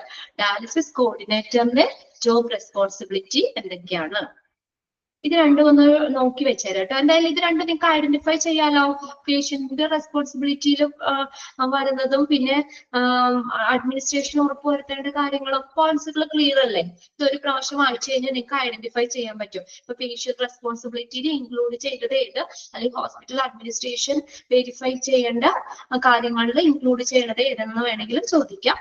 അത് പോയിന്റ് ആണ്. ഫുള്ള് ബൈഹാർട്ടൊന്നും ചെയ്യേണ്ട. 1-2 പ്രാവശ്യം നിങ്ങൾ വായിച്ചു കഴിഞ്ഞാൽ ഓക്കെയാണ്, ക്ലിയർ ആണ്. അപ്പൊ നിങ്ങളൊന്ന് മനസ്സിലാക്കി വെക്കാം. ലാസ്റ്റ് സെക്ഷൻ ആണ് job responsibility of a dialysis coordinator. Dialysis കോർഡിനേറ്ററിന്റെ ജോബ് റെസ്പോൺസിബിലിറ്റി എന്തൊക്കെയാണ്? അദ്ദേഹം എന്തൊക്കെ ചുമതലകൾ ചെയ്യണം, നിർവഹിക്കണം? ഓക്കെ, ഫസ്റ്റ് ഇതും അതുപോലെ തന്നെ പോയിന്റ്സ് ഒന്ന് വായിച്ചു വെച്ചാൽ മതി കേട്ടോ. Make sure that the clinical team provide the highest level of care to the patient by taking care of their safety, comfort and well-being. എന്താ പറഞ്ഞേക്കുന്നത്? Make sure that എന്ത് ചെയ്യണം? ഉറപ്പാക്കണം, ഉറപ്പുവരുത്തണം. എന്തെന്നാ? That the clinical team provide the highest level of care. Clinical team നല്ല ഉയർന്ന ഒരു ലെവല്, ഒരു നല്ലൊരു കെയർ കൊടുക്കുന്നുണ്ട് പേഷ്യന്റിന്. എന്തിനാ? അവരുടെ സേഫ്റ്റിക്ക് വേണ്ടിയിട്ട്. By taking care of their safety, പേഷ്യൻസിന്റെ സേഫ്റ്റിക്ക് വേണ്ടിയിട്ട്. കംഫർട്ട് എന്ന് വെച്ചാൽ എന്താ? അവരുടെ സുഖത്തിന് വേണ്ടിയിട്ട്. കംഫർട്ട്, അവരുടെ സുഖപ്രദമായിട്ടുള്ള ഇതിന് വേണ്ടിയിട്ട്, സുരക്ഷിതത്തിന് വേണ്ടിയിട്ട്, വെൽബീങ് ക്ഷേമത്തിന് വേണ്ടിയിട്ട് ഒക്കെ എന്താണ്? ഒരു നല്ല ലെവൽ കെയർ ഈ ക്ലിനിക്കൽ ടീം പ്രൊവൈഡ് ചെയ്യുന്നുണ്ട് എന്ന് ഉറപ്പുവരുത്തേണ്ടത് ഡയാലിസിസ് കോർഡിനേറ്റർ ആണ്. അപ്പൊ അദ്ദേഹത്തിന് ചെക്ക് ചെയ്യാം, നല്ല കെയർ പേഷ്യന്റിന് കൊടുക്കുന്നുണ്ടോ, പേഷ്യന്റ് സേഫ്റ്റിക്കും കംഫർട്ടിനും വെൽബീങ് ക്ഷേമത്തിനും ഒക്കെ വേണ്ടിയിട്ട് ഈ ക്ലിനിക്കൽ ടീം നല്ല കെയർ കൊടുക്കുന്നുണ്ടോ, നല്ലൊരു ലെവല് നല്ല കെയർ കൊടുക്കുന്നുണ്ടോ പേഷ്യൻസിന് എന്ന് ഉറപ്പുവരുത്തേണ്ടത് ആരാ? ഡയാലിസിസ് കോർഡിനേറ്റർ ആണ്.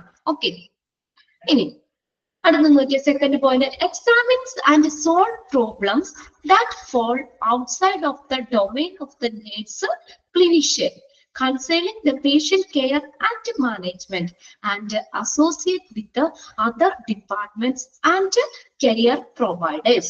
Okay, പേഷ്യന്റിനെ ഒക്കെ കെയർ ചെയ്യുന്ന രോഗി പരിചരണവുമായി ബന്ധപ്പെട്ട് അല്ലെങ്കിൽ അവിടുത്തെ മാനേജ്മെന്റും ഒക്കെ ആയിട്ട് ബന്ധപ്പെട്ട് നേഴ്സിന്റെയോ അല്ലെങ്കിൽ ക്ലിനിഷ്യന്റെയോ ഒക്കെ പുറത്തു വരുന്ന പ്രശ്നങ്ങൾ, പുറത്തു നിന്നുള്ള പ്രശ്നങ്ങൾ ഉണ്ടല്ലോ, അവർക്കുടെ പേരിൽ എന്തെങ്കിലും കുറ്റങ്ങളോ അല്ലെങ്കിൽ എന്തെങ്കിലും ഒക്കെ വരികയാണെങ്കിൽ ആ ഒരു പ്രശ്നം എന്താണെന്ന് മനസ്സിലാക്കുകയും അതിനെ സോൾവ് ചെയ്യുകയും ചെയ്യണം. എക്സാമിൻ ചെയ്യാന്ന് വെച്ചാൽ പരിശോധിക്കാന്നുള്ളത്. എന്തൊക്കെ പ്രശ്നങ്ങളാണ്, ഈ പ്രോബ്ലം ആണ് ഉള്ളതെന്നൊക്കെ എക്സാമിൻ ചെയ്യുക, എന്നിട്ട് അത് എന്ത് ചെയ്യുക? സോൾവ് ചെയ്യുക. Examines and solve problem that fall outside of the domain of the nurse clinician concerning patient care and management. രോഗി രോഗികളെ കെയർ ചെയ്യുന്ന കാര്യത്തില്, പേഷ്യൻസിനെ പരിചരിക്കുന്ന കാര്യത്തിലോ അവിടുത്തെ മാനേജ്മെന്റുമായിട്ട് ബന്ധപ്പെട്ടൊക്കെ നേഴ്സിന്റെയോ ക്ലിനിഷ്യന്റെയോ പുറത്തു നിന്നുള്ള അവർക്ക് വന്ന് പഠിക്കാവുന്ന വല്ല പ്രശ്നങ്ങൾ ഉണ്ടെങ്കിൽ അത് പരിശോധിക്കുകയും അത് സോൾവ് ചെയ്യുകയും ചെയ്യുക. അതിന്റെ ഒപ്പം തന്നെ പറഞ്ഞിട്ടുണ്ടല്ലോ, and associate with other departments and care providers. മറ്റുള്ള ഡിപ്പാർട്ട്മെന്റുമായിട്ട് കെയർ പ്രൊവൈഡേഴ്സുമായിട്ടൊക്കെ എന്ത് ചെയ്യുക? അസോസിയേറ്റ് ചെയ്യുക. അസോസിയേറ്റ് ചെയ്യുന്ന വെച്ചാൽ സഹകരിക്കുക. Associate with other departments and care providers. മറ്റുള്ള ഡിപ്പാർട്ട്മെന്റുമായിട്ടോ അല്ലെങ്കിൽ കെയർ പ്രൊവൈഡേഴ്സുമായിട്ടൊക്കെ സഹകരിക്കുക. ഓക്കെ, ഇനി മൂന്നാമത്തെ പോയിന്റ് നോക്കിയേ, ഗ്യാദർ. ഗ്യാദർ ചെയ്യാന്ന് വെച്ചാൽ എന്താ? കൂട്ടിച്ചേർക്കുക. മീനിങ് അറിയില്ലെങ്കിൽ ടെക്സ്റ്റിൽ ഒന്ന് നോട്ട് ചെയ്ത് വെച്ചോട്ടോ. Gather, GATHER, gather. SS, ASSESS, assess. Assess ചെയ്യാന്ന് വെച്ചാൽ എന്താ? അതിനെ വിലയിരുത്തുക. വിലയിരുത്തുക. സ്ക്രീൻ, സ്ക്രീൻ ചെയ്യാന്ന് വെച്ചാൽ എന്താ? ചെക്ക് ചെയ്യുക. Gather, assess, screen. സ്ക്രീൻ ചെയ്യാന്ന് വെച്ചാൽ ചെക്ക് ചെയ്യുക. ആൻഡ് റെസ്പോണ്ട്, റെസ്പോണ്ട് ചെയ്യാന്ന് വെച്ചാൽ എന്താ? അതിനോട് പ്രതികരിക്കുക. And respond. Gather, assess, screen and respond to a wide range of request for information. Gather ചെയ്യാന്ന് വെച്ചാൽ കൂട്ടിച്ചേർക്കാം കേട്ടോ. കൂട്ടിച്ചേർക്കുക. അസസ് ചെയ്യാന്ന് വെച്ചാൽ വിലയിരുത്തുക. സ്ക്രീൻ ചെയ്യാന്ന് വെച്ചാൽ ചെക്ക് ചെയ്യുക. റെസ്പോണ്ട് ചെയ്യാന്ന് വെച്ചാൽ അതിനോട് പ്രതികരിക്കുക. ഓക്കെ, 4 കാര്യങ്ങളാണ് പറഞ്ഞേക്കണേ. Gather, assess, screen and respond. എന്താ? To a wide range of request for information from patient and other staff who represent different levels of the organization. ഒരു ഓർഗനൈസേഷന്റെ അല്ലെങ്കിൽ ഒരു സ്ഥാപനത്തിന്റെ നമ്മൾ പല തലങ്ങളിലെ റെപ്രസെന്റ് ചെയ്യുന്ന സ്റ്റാഫുകൾ, അവരിൽ നിന്നും പിന്നെ അതുപോലെ പേഷ്യന്റിൽ നിന്നും ഒക്കെ അവർക്കൊക്കെയുള്ള എന്തെങ്കിലും റിക്വസ്റ്റ്, എന്തെങ്കിലും കാര്യങ്ങൾ വേണം അല്ലെങ്കിൽ ഇന്ന രീതിയിലൊക്കെ വേണം എന്നൊക്കെ ഉള്ള ഒരു റിക്വസ്റ്റുകൾ ഉണ്ടല്ലോ. അപ്പൊ അങ്ങനെയുള്ള റിക്വസ്റ്റ്, സ്റ്റാഫുകളിൽ നിന്നുള്ള ആ ഒരു എന്തെങ്കിലും റിക്വസ്റ്റുകൾ, വിവരങ്ങൾക്കായിട്ടുള്ള എന്തെങ്കിലും റിക്വസ്റ്റുകൾ അത് ഗ്യാദർ ചെയ്യുക, അത് ശേഖരിക്കുക, അതിനെ അസസ് ചെയ്യുക, റിക്വസ്റ്റുകൾ വിലയിരുത്തുക, എന്നിട്ട് അത് ചെക്ക് ചെയ്യുക, അതിനോട് പ്രതികരിക്കുക, റെസ്പോണ്ട് ചെയ്യുക. പേഷ്യൻസിന്റെയും സ്റ്റാഫിന്റെയും ആ ഒരു ഓർഗനൈസേഷന്റെ പല ലെവലില് റെപ്രസെന്റ് ചെയ്യുന്ന ആളുകളിൽ നിന്ന്, സ്റ്റാഫ് അല്ലെങ്കിൽ പേഷ്യൻസിന്റെ സ്റ്റാഫിന്റെ നിന്നും പേഷ്യൻസിൽ നിന്നും എന്തെങ്കിലും റിക്വസ്റ്റുകൾ ഉണ്ടെങ്കിൽ അത് ഗ്യാദർ ചെയ്യുക, കൂട്ടിച്ചേർക്കുക, അതിനെ അസസ് ചെയ്യുക, എന്നിട്ട് അത് ചെക്ക് ചെയ്യണം, സ്ക്രീൻ ചെയ്യുക, ദെൻ എന്നിട്ട് അതിനോട് റെസ്പോണ്ട് ചെയ്യുകയും ചെയ്യുക. അടുത്ത നോക്കിയേ, helping the development and implementation of the discharge plans including act community services. ഉചിതമായിട്ടുള്ള കമ്മ്യൂണിറ്റി സേവനങ്ങൾ ഉൾപ്പെടെ ഈ ഡിസ്ചാർജ് പ്ലാനുകൾ വികസിപ്പിക്കുകയും അത് ഇംപ്ലിമെന്റ് ചെയ്യാന്ന് വെച്ചാൽ എന്താ? നടപ്പിലാക്കുകയും ചെയ്യുക. അതിന് എന്ത് ചെയ്യാം? ഹെൽപ്പ് ചെയ്യാന്ന്, സഹായിക്കുക. അപ്പൊ നമ്മൾ ഓരോ കമ്മ്യൂണിറ്റിക്കും അതിനനുസരിച്ച് വല്ല എമൗണ്ടിലൊക്കെ ചിലപ്പോ വ്യത്യാസമൊക്കെ വരാലോ. അപ്പൊ അതിനനുസരിച്ച് ആ കമ്മ്യൂണിറ്റി സേവനങ്ങൾ ഉൾപ്പെടെ അതും കൂടി ഉൾപ്പെടുത്തിക്കൊണ്ട് ഡിസ്ചാർജ് പ്ലാനുകൾ വികസിപ്പിക്കാനും അത് നടപ്പിലാക്കാനും സഹായിക്കുക. ഓക്കെ, ഉചിതമായിട്ടുള്ള കമ്മ്യൂണിറ്റി സേവനങ്ങൾ ഉൾപ്പെടെ ഡിസ്ചാർജ് പ്ലാനുകൾ ഡെവലപ്പ് ചെയ്യുകയും അത് ഇംപ്ലിമെന്റ് ചെയ്യുക, നടപ്പിലാക്കുകയും ചെയ്യുക, ഇതിനുവേണ്ടി സഹായിക്കുക, ഹെൽപ്പ് ചെയ്യാന്ന് പറഞ്ഞിട്ടുണ്ട് കേട്ടോ. Help in the development and implementation of discharge plans. അടുത്ത നോക്കിയേ, assist with insurance issues to get out patient dialysis service through communication with the facilities verification process. ഇപ്പൊ ഈ എന്താ പറയാ, dialysis, out patient dialysis centre, അതിലൊക്കെ നമ്മളിപ്പോൾ dialysis ഒക്കെ പുറത്തൊക്കെ ചെയ്യാക്കുകയാണെങ്കിൽ അപ്പൊ വല്ല ഇൻഷുറൻസ് ഒക്കെ ഉള്ള പേഷ്യൻസ് ഉണ്ടല്ലോ, അപ്പൊ അവർക്ക് ക്യാഷ് അങ്ങനെ കൊടുക്കണ്ട. അപ്പൊ ഇങ്ങനെ അങ്ങനെയുള്ള ആ ഇൻഷുറൻസ് കിട്ടുന്ന അങ്ങനെയുള്ള പേഷ്യൻസിനെ എന്താ ഇൻഷുറൻസ് പ്രശ്നങ്ങളിൽ സഹായിക്കുക എന്നുള്ളത്. ത്രൂ ഏതി കൂടെ? Communication with the facility verification process. Facility verification പ്രോസസ്സുമായിട്ടുള്ള ഒരു കമ്മ്യൂണിക്കേഷനിലൂടെ ആ ഉചിതമായിട്ടുള്ള ഔട്ട് പേഷ്യന്റ് ഡയാലിസിസ് സർവീസ് ലഭിക്കുന്നതിന് ആവശ്യമായിട്ടുള്ള ഇൻഷുറൻസ് പ്രശ്നങ്ങളില്, ഇൻഷുറൻസ് ഇഷ്യൂസിൽ സഹായിക്കുക, അസിസ്റ്റ് ചെയ്യുക എന്ന് വെച്ചാൽ സഹായിക്കുക. ഇപ്പൊ ഡയാലിസിസ് ലഭിക്കാൻ ഇൻഷുറൻസ് എന്തെങ്കിലും ഇഷ്യൂസ് ഉണ്ടെങ്കിൽ അതൊക്കെ ഒന്ന് റെഡിയാക്കി അതിനെ എന്ത് ചെയ്യുക, അതിനൊന്ന് സഹായിച്ചു കൊടുക്കുക. ഇൻഷുറൻസ് ഇഷ്യൂസിൽ എന്ത് ചെയ്യുക, അസിസ്റ്റ് ചെയ്യുക, സഹായിക്കുക. എന്തിനു വേണ്ടിയിട്ടാ? Required to get out patient dialysis service. Out patient dialysis service ലഭിക്കുന്നതിന് ആവശ്യമായിട്ടുള്ള ഇൻഷുറൻസ് പ്രശ്നങ്ങളിൽ സഹായിക്കുക. ഓക്കെ, അടുത്തത് നോക്കിയേ. Link be in contact with the multidisciplinary healthcare team in purposeful, goal-directed fashion. Work eagerly to maximize the effectiveness of resource utilization. Multidisciplinary healthcare team എന്ന് പറഞ്ഞാൽ ഒരു group of health പ്രൊഫഷണലാണ് അവര്. Multidisciplinary healthcare team, a group of health professional. അവരെന്താ, പല ഫീൽഡിലുള്ളവരാണ് അവര്. പല ഫീൽഡിലുള്ള ഒരു കൂട്ടം ഹെൽത്ത് പ്രൊഫഷണലാണ്. അവര് പരസ്പരം കൂടി ആലോചിച്ചിട്ട് ഈ പേഷ്യൻസിന്റെ ട്രീറ്റ്മെന്റ് പ്ലാൻ ഒക്കെ ക്രിയേറ്റ് ചെയ്യാണ്. അപ്പൊ അങ്ങനെ നമ്മളിപ്പോ എന്തെങ്കിലും ഒരു സർജറി നമ്മൾ പറഞ്ഞു, അപ്പൊ അതിലെന്ന് പറഞ്ഞാൽ ആരൊക്കെ നമ്മൾ ഇൻക്ലൂഡ് ചെയ്യുന്നുണ്ട്.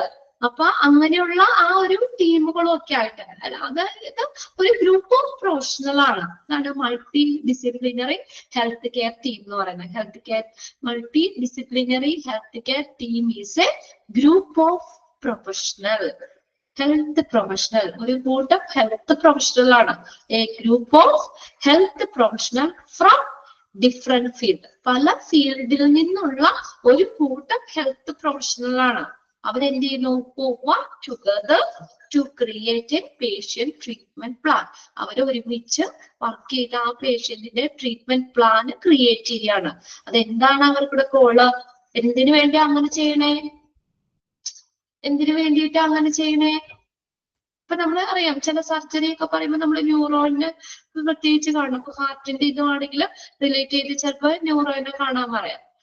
അങ്ങനെ എല്ലാ കാര്യങ്ങളും ഒക്കെ ഒന്ന് എല്ലാ രീതിയിലും എല്ലാ ഫീൽഡിൽ നിന്നുള്ള ഹെൽത്ത് പ്രൊഫഷണൽ എല്ലാവരും കൂടി ഒരു ഗ്രൂപ്പായിട്ട് ചർച്ച ചെയ്തിട്ട് ഒരു ട്രീറ്റ്മെന്റ് പ്ലാൻ ക്രിയേറ്റ് ചെയ്യാണ്. ഇത് എന്തിനു വേണ്ടി അങ്ങനെ ചെയ്യണേ? പേഷ്യൻസിന് എന്തിനു വേണ്ടിയാ? നല്ല കെയർ കൊടുക്കാനല്ലേ? The best care possible for പേഷ്യൻസിന് നല്ലൊരു കെയർ കൊടുക്കാൻ വേണ്ടിയിട്ടാണ്. ഓരോ പേഷ്യൻസിനും നല്ല കെയർ കൊടുക്കാനായിട്ട് വേണ്ടിയിട്ടാണ് അങ്ങനെ ചെയ്യുന്നത്. പിന്നെ അത് എന്താ പറഞ്ഞേക്കണം ഇവിടെ ഈ പോയിന്റില്? എന്തിനു വേണ്ടി? ഒരു ഗോൾ ഡയറക്റ്റഡ് ഫോർമേഷൻ എന്ന് പറഞ്ഞ ഒരു പ്രത്യേക ഒരു ഗോളിന്, ഒരു ഉദ്ദേശ ലക്ഷ്യത്തോടു കൂടി മൾട്ടി ഡിസിപ്ലിനറി ഹെൽത്ത് കെയർ ടീമുമായിട്ട് ഇന്ററാക്ട് ചെയ്യണം, കോണ്ടാക്ട് ചെയ്യണം. കണ്ടോ? Link be in contact with a multidisciplinary healthcare team in purposeful, goal-directed fashion. ഒരു പ്രത്യേക ഉദ്ദേശ ലക്ഷ്യത്തോടു കൂടി മൾട്ടി ഡിസിപ്ലിനറി ഹെൽത്ത് കെയർ ടീമുമായിട്ട് കോണ്ടാക്ട് ചെയ്യണം. ഓക്കെ, എന്നിട്ട് അടുത്ത അതിന്റെ ഒപ്പം പറഞ്ഞിട്ടുണ്ടല്ലോ, work eagerly to maximize the effectiveness of resource utilization. Resource utilization അതായത് നമുക്കൊരു റിസോഴ്സ്, ആ ഒരു റിസോഴ്സിന്റെ ആ യൂട്ടിലൈസേഷൻ ഉപയോഗം അത് മാക്സിമം ആക്കാനായിട്ട് താല്പര്യത്തോടു കൂടി വർക്ക് ചെയ്യണം. എഫക്റ്റീവ്നെസ്, ഒരു വിഭവ വിനിയോഗത്തിന്റെ എഫക്റ്റീവ്നെസ്, അതിന്റെ ഫലപ്രാപ്തി എഫക്റ്റീവ്നെസ് മാക്സിമം ആക്കാൻ വേണ്ടിയിട്ട് എങ്ങനെ വർക്ക് ചെയ്യണം? താല്പര്യത്തോടു കൂടി വർക്ക് ചെയ്യണം. ഓക്കെ, നെക്സ്റ്റ് നോക്കിയേ. Helping establishing transportation of the patient to or from the dialysis facility. ഉണ്ടാവും ഈ പേഷ്യൻസിനെ ഡയാലിസിസ് ചെയ്യാനുള്ള സ്ഥലത്തേക്ക്, അതാണ് ഡയാലിസിസ് ഫെസിലിറ്റിയിലേക്ക് അങ്ങോട്ടേക്ക് കൊണ്ടുപോകാനും പിന്നെ ഡയാലിസിസ് കഴിഞ്ഞ് തിരിച്ച് അവരെ കൊണ്ടുവരാനും ആ ഒരു ട്രാൻസ്പോർട്ടേഷൻ, അങ്ങനെയുള്ള ആ ട്രാൻസ്പോർട്ടേഷനിൽ എന്ത് ചെയ്യണം? ഈ ഹെൽപ്പ് ചെയ്യണം. ഓക്കെ, ഡയാലിസിസ് ചെയ്യാനുള്ള ഡയാലിസിസ് ഫെസിലിറ്റിയിലേക്കും തിരിച്ച് ഡയാലിസിസ് ചെയ്ത് കഴിഞ്ഞിട്ട് തിരിച്ചുള്ള ആ പേഷ്യൻസിന്റെ ട്രാൻസ്പോർട്ടേഷൻ അത് എന്ത് ചെയ്യണം? അതിനെ ഹെൽപ്പ് ചെയ്യുക. Helping establishing transportation of the patient to or from the dialysis facility. പിന്നെ അടുത്ത നോക്കിയ monitor records and update information. Monitor ചെയ്യാന്ന് വെച്ചാൽ എന്താ? നിരീക്ഷിക്കുക. മോണിറ്റർ ചെയ്യുക, റെക്കോർഡ് ചെയ്യുക, റെക്കോർഡ്സുകളൊക്കെ ആൻഡ് അപ്ഡേറ്റ്, കറക്റ്റ് ആയിട്ട് എല്ലാ ഇൻഫർമേഷനും അപ്ഡേറ്റ് ചെയ്യുക. Monitor, record and update information. Prepare files, retrieves എന്ന് പറഞ്ഞാൽ വീണ്ടെടുക്കുക എന്നുള്ളത്.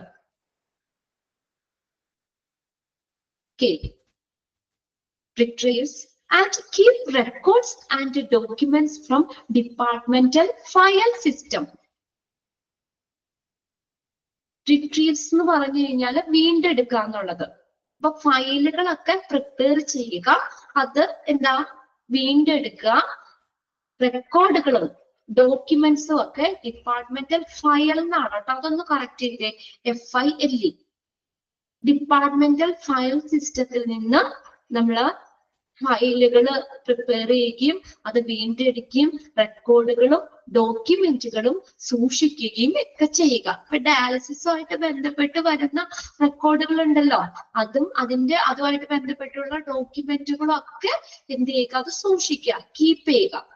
ഇതെല്ലാം ചെയ്യേണ്ടത് ഡയാലിസിസ് കോർഡിനേറ്റർ ആണ്.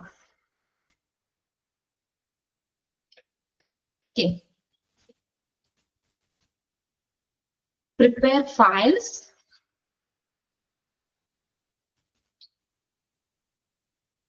retrieves and keep records and documents from departmental file system.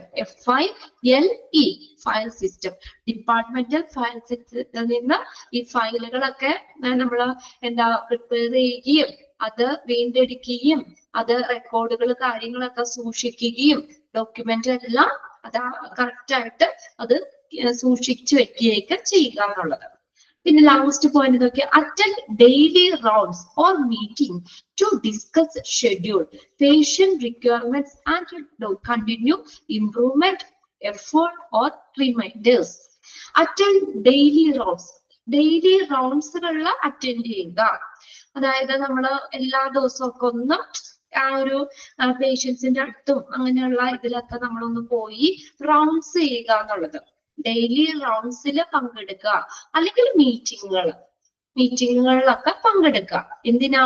To discuss schedule, patients schedule നമ്മളത് ഡിസ്കസ് ചെയ്യാനായിട്ട്, പേഷ്യൻസിന്റെ റിക്വയർമെന്റ്സ് ആവശ്യങ്ങളൊക്കെ നമ്മള് മനസ്സിലാക്കുന്നതിന് വേണ്ടിയിട്ട്, ഇംപ്രൂവ്മെന്റ് കാര്യങ്ങളൊക്കെ എന്തെങ്കിലും ഉണ്ട്, നമ്മൾ എന്തെങ്കിലും റിമൈൻഡേഴ്സ് ഓർമ്മപ്പെടുത്തേണ്ടതൊക്കെ ഉണ്ട്, അങ്ങനെയൊക്കെ ഉണ്ടെങ്കിൽ അത് നമ്മൾ ഡിസ്കസ് ചെയ്യാനുള്ള മീറ്റിങ്ങുകളിലോ അല്ലെങ്കിൽ ഡെയിലി റൗണ്ട്സുകളിലോ ഒക്കെ പങ്കെടുക്കാം. അപ്പൊ മീറ്റിങ്ങുകളൊക്കെ വരുമ്പോൾ നമുക്ക് അവിടെ ഇങ്ങനെയുള്ള കാര്യങ്ങളൊക്കെ എന്താ പറയാ അവിടെ നമുക്ക് ഡിസ്കസ് ചെയ്യാൻ പറ്റുമല്ലോ. അപ്പൊ ഇതെല്ലാം ചെയ്യേണ്ടത് അങ്ങനെയുള്ള മീറ്റിങ്ങുകളൊക്കെ അറേഞ്ച് ചെയ്യും, ഡെയിലി റൗണ്ട്സിലൊക്കെ പങ്കെടുക്കണം. ഡയാലിസിസ് കോർഡിനേറ്റർ പങ്കെടുക്കണം. എന്നാലാണ് നമുക്ക് എന്തൊക്കെയാണ് നമുക്ക് ആ ഷെഡ്യൂളുകൾ ഡിസ്കസ് ചെയ്യാനും പേഷ്യൻസിന്റെ ആവശ്യങ്ങൾ എന്തൊക്കെയാണ് അതിനനുസരിച്ച് എന്തെങ്കിലും നമ്മൾ ഇംപ്രൂവ്മെന്റ് ചെയ്യേണ്ട കാര്യങ്ങള്, ഇംപ്രൂവ്മെന്റ് വരുത്തണമെങ്കിൽ അതെല്ലാം ചെയ്യാനൊക്കെ വേണ്ടിയിട്ട് ഇങ്ങനെയുള്ള മീറ്റിങ്ങുകളിലോ അല്ലെങ്കിൽ ഡെയിലി റൗണ്ട്സിലോ പങ്കെടുക്കുക എന്നുള്ളത്, അറ്റൻഡ് ചെയ്യുക. ഓക്കെ, അപ്പൊ അത്രയും കാര്യങ്ങളാണ് ഡയാലിസിസ് കോർഡിനേറ്ററിന് വരുന്നത്. എല്ലാവരും ആ പോയിന്റ്സുകളും ഒന്ന് വായിച്ചു നോക്കുക കേട്ടോ. എല്ലാ പോയിന്റ്സും ഒന്ന് നോക്കി വെക്കുക, ബൈ ഹാർട്ട് ചെയ്യണ്ട. ഒന്ന് മലയാളത്തിൽ ഒന്ന് നിങ്ങളൊന്ന് മനസ്സിലാക്കി വെച്ചാൽ മതി. വെച്ചാൽ നമുക്ക് ഓപ്ഷൻസ് അവിടെ ഓൾറെഡി ഉണ്ടല്ലോ. എങ്ങാനും ഈ ഒരു സെക്ഷനിൽ നിന്ന് നമുക്ക് ക്വസ്റ്റ്യൻ വരികയാണെങ്കിൽ നമുക്ക് 4 ഓപ്ഷൻ ഉണ്ട്. അതില് നമ്മളപ്പോ അത് ഓപ്ഷൻസ് വായിച്ചു നോക്കുമ്പോൾ നമുക്കൊന്ന് ഐഡന്റിഫൈ ചെയ്യാൻ പഠിക്കാം. ഏകദേശം നമുക്ക് ഇതൊക്കെ കണ്ടു കഴിഞ്ഞാൽ അറിയാം അല്ലെ, ഡയാലിസിസ് കോർഡിനേറ്ററിന്റെ ജോബ് റെസ്പോൺസിബിലിറ്റിയിൽ ഇൻക്ലൂഡ് ചെയ്തതാണോ അല്ലെങ്കിൽ ഇൻക്ലൂഡ് ചെയ്യാത്തതാണോ എന്നൊന്ന് മനസ്സിലാക്കി വെക്കുക. ഓക്കെ,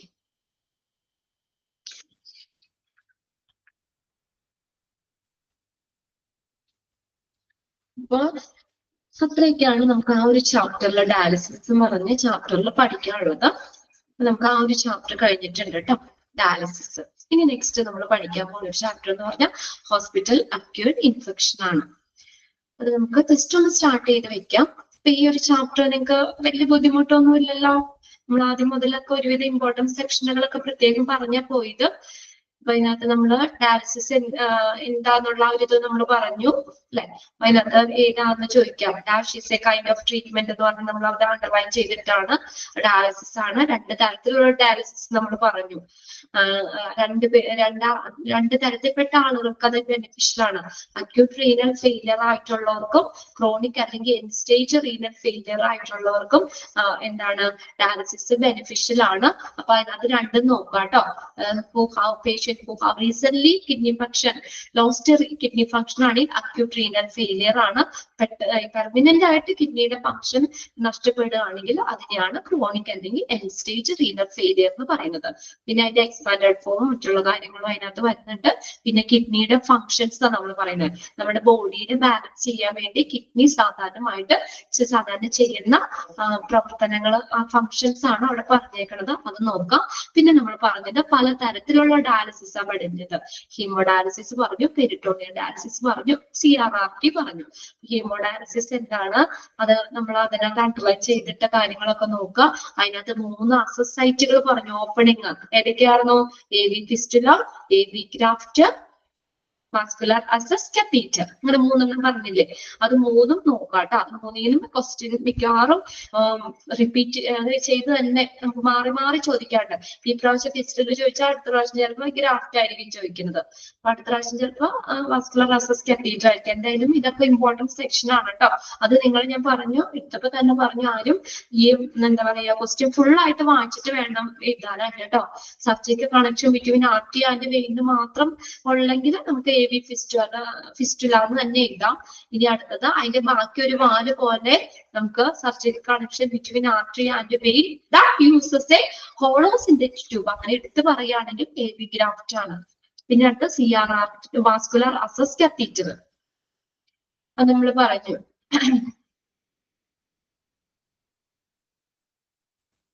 ഇത് വാസ്കുലർ അസസ്, കത്തീറ്റർ ഒരു ഷോർട്ട് ടൈം ഹീമോഡയാലിസിസിന് വേണ്ടിയിട്ട് ഉപയോഗിക്കണമെന്ന് പറഞ്ഞു. പിന്നെ നെഫ്രോളജിസ്റ്റ് ആരെയാണ്, അതൊക്കെ നമ്മൾ അണ്ടർലൈൻ ചെയ്തിട്ടിട്ടുണ്ട്. പിന്നെ അടുത്ത പെരിറ്റോണിയൽ ഡയാലിസിസ് ആണ്. ഇവിടെ മെഷീൻ ഒന്നും വേണ്ട, ബോഡിയുടെ ഉള്ളിൽ തന്നെ നമ്മള് ബ്ലഡ് പ്യൂരിഫൈ ചെയ്യുന്നതാണ്. അതിനകത്ത് ലൈനിങ് ഒക്കെ നോക്കുക. പെരിറ്റോണിയം എന്നൊക്കെ നമ്മൾ പറഞ്ഞു. പിന്നെ അടുത്ത് പല തരത്തിലാണ്. ഇതിന്റെ 4ന്റെയും നമ്മൾ എക്സ്പാൻഡഡ് ഫോം 3 വന്നിട്ട് പിന്നെ അടുത്ത് CRRT നോക്കണം കേട്ടോ. അത് മൊത്തം 4. അപ്പൊ CAPDയുടെ, CCPDയുടെ, IPDയുടെ ഒക്കെ എക്സ്പാൻഡഡ് ഫോം ഒക്കെ നോക്കി വെക്കാം. പിന്നെ അടുത്തത് 3ാമത്തെ ടൈപ്പ് ഡയാലിസിസ് നമ്മൾ പറഞ്ഞത് CRRT ആണ്. Continuous renal replacement therapy. അതും അങ്ങനെ 4 എക്സ്പാൻഡഡ് ഫോം നോക്കാം. പിന്നെ അഡ്വാൻറ്റേജസ് അല്ലെങ്കിൽ ബെനിഫിറ്റ്സ് എങ്ങനെയൊക്കെ നമ്മുടെ ഡയാലിസിസ് അപ്പൊ ഈ പറഞ്ഞ കാര്യങ്ങളൊക്കെ കറക്റ്റ് ആയിട്ട് നോക്കുകയാണെങ്കിൽ നമുക്ക് ഡയാലിസിസ് ചെയ്യുന്നതിന്റെ ആ ഒരു എഫക്റ്റീവ്നെസ്, ഫലപ്രാപ്തി നമുക്ക് കിട്ടും. പിന്നെ ആഫ്റ്റർ എഫക്ട്സ് ആണ് ഹീമോഡയാലിസിസിന്റെ, പെരിറ്റോണിയൽ ഡയാലിസിസിന്റെ ആഫ്റ്റർ എഫക്ട്സ് എന്തൊക്കെയാണെന്ന് പറഞ്ഞു. പിന്നെ അടുത്തത് ഏതാണ്? ഡയാലിസിസ് സെന്റർ പറഞ്ഞു. പിന്നെ നമ്മൾ ഇൻഫ്രാസ്ട്രക്ചർ, ഹോസ്പിറ്റൽ അഡ്മിനിസ്ട്രേഷൻ വെരിഫൈ ചെയ്യേണ്ടത്, പേഷ്യന്റിന്റെ responsibility, last job responsibility of a dialysis coordinator. Okay, അത്രയും ഒരു ചാപ്റ്റർ കഴിഞ്ഞിട്ടുണ്ട്. ഓക്കെ, എല്ലാവർക്കും ക്ലിയർ അല്ലേ chapter?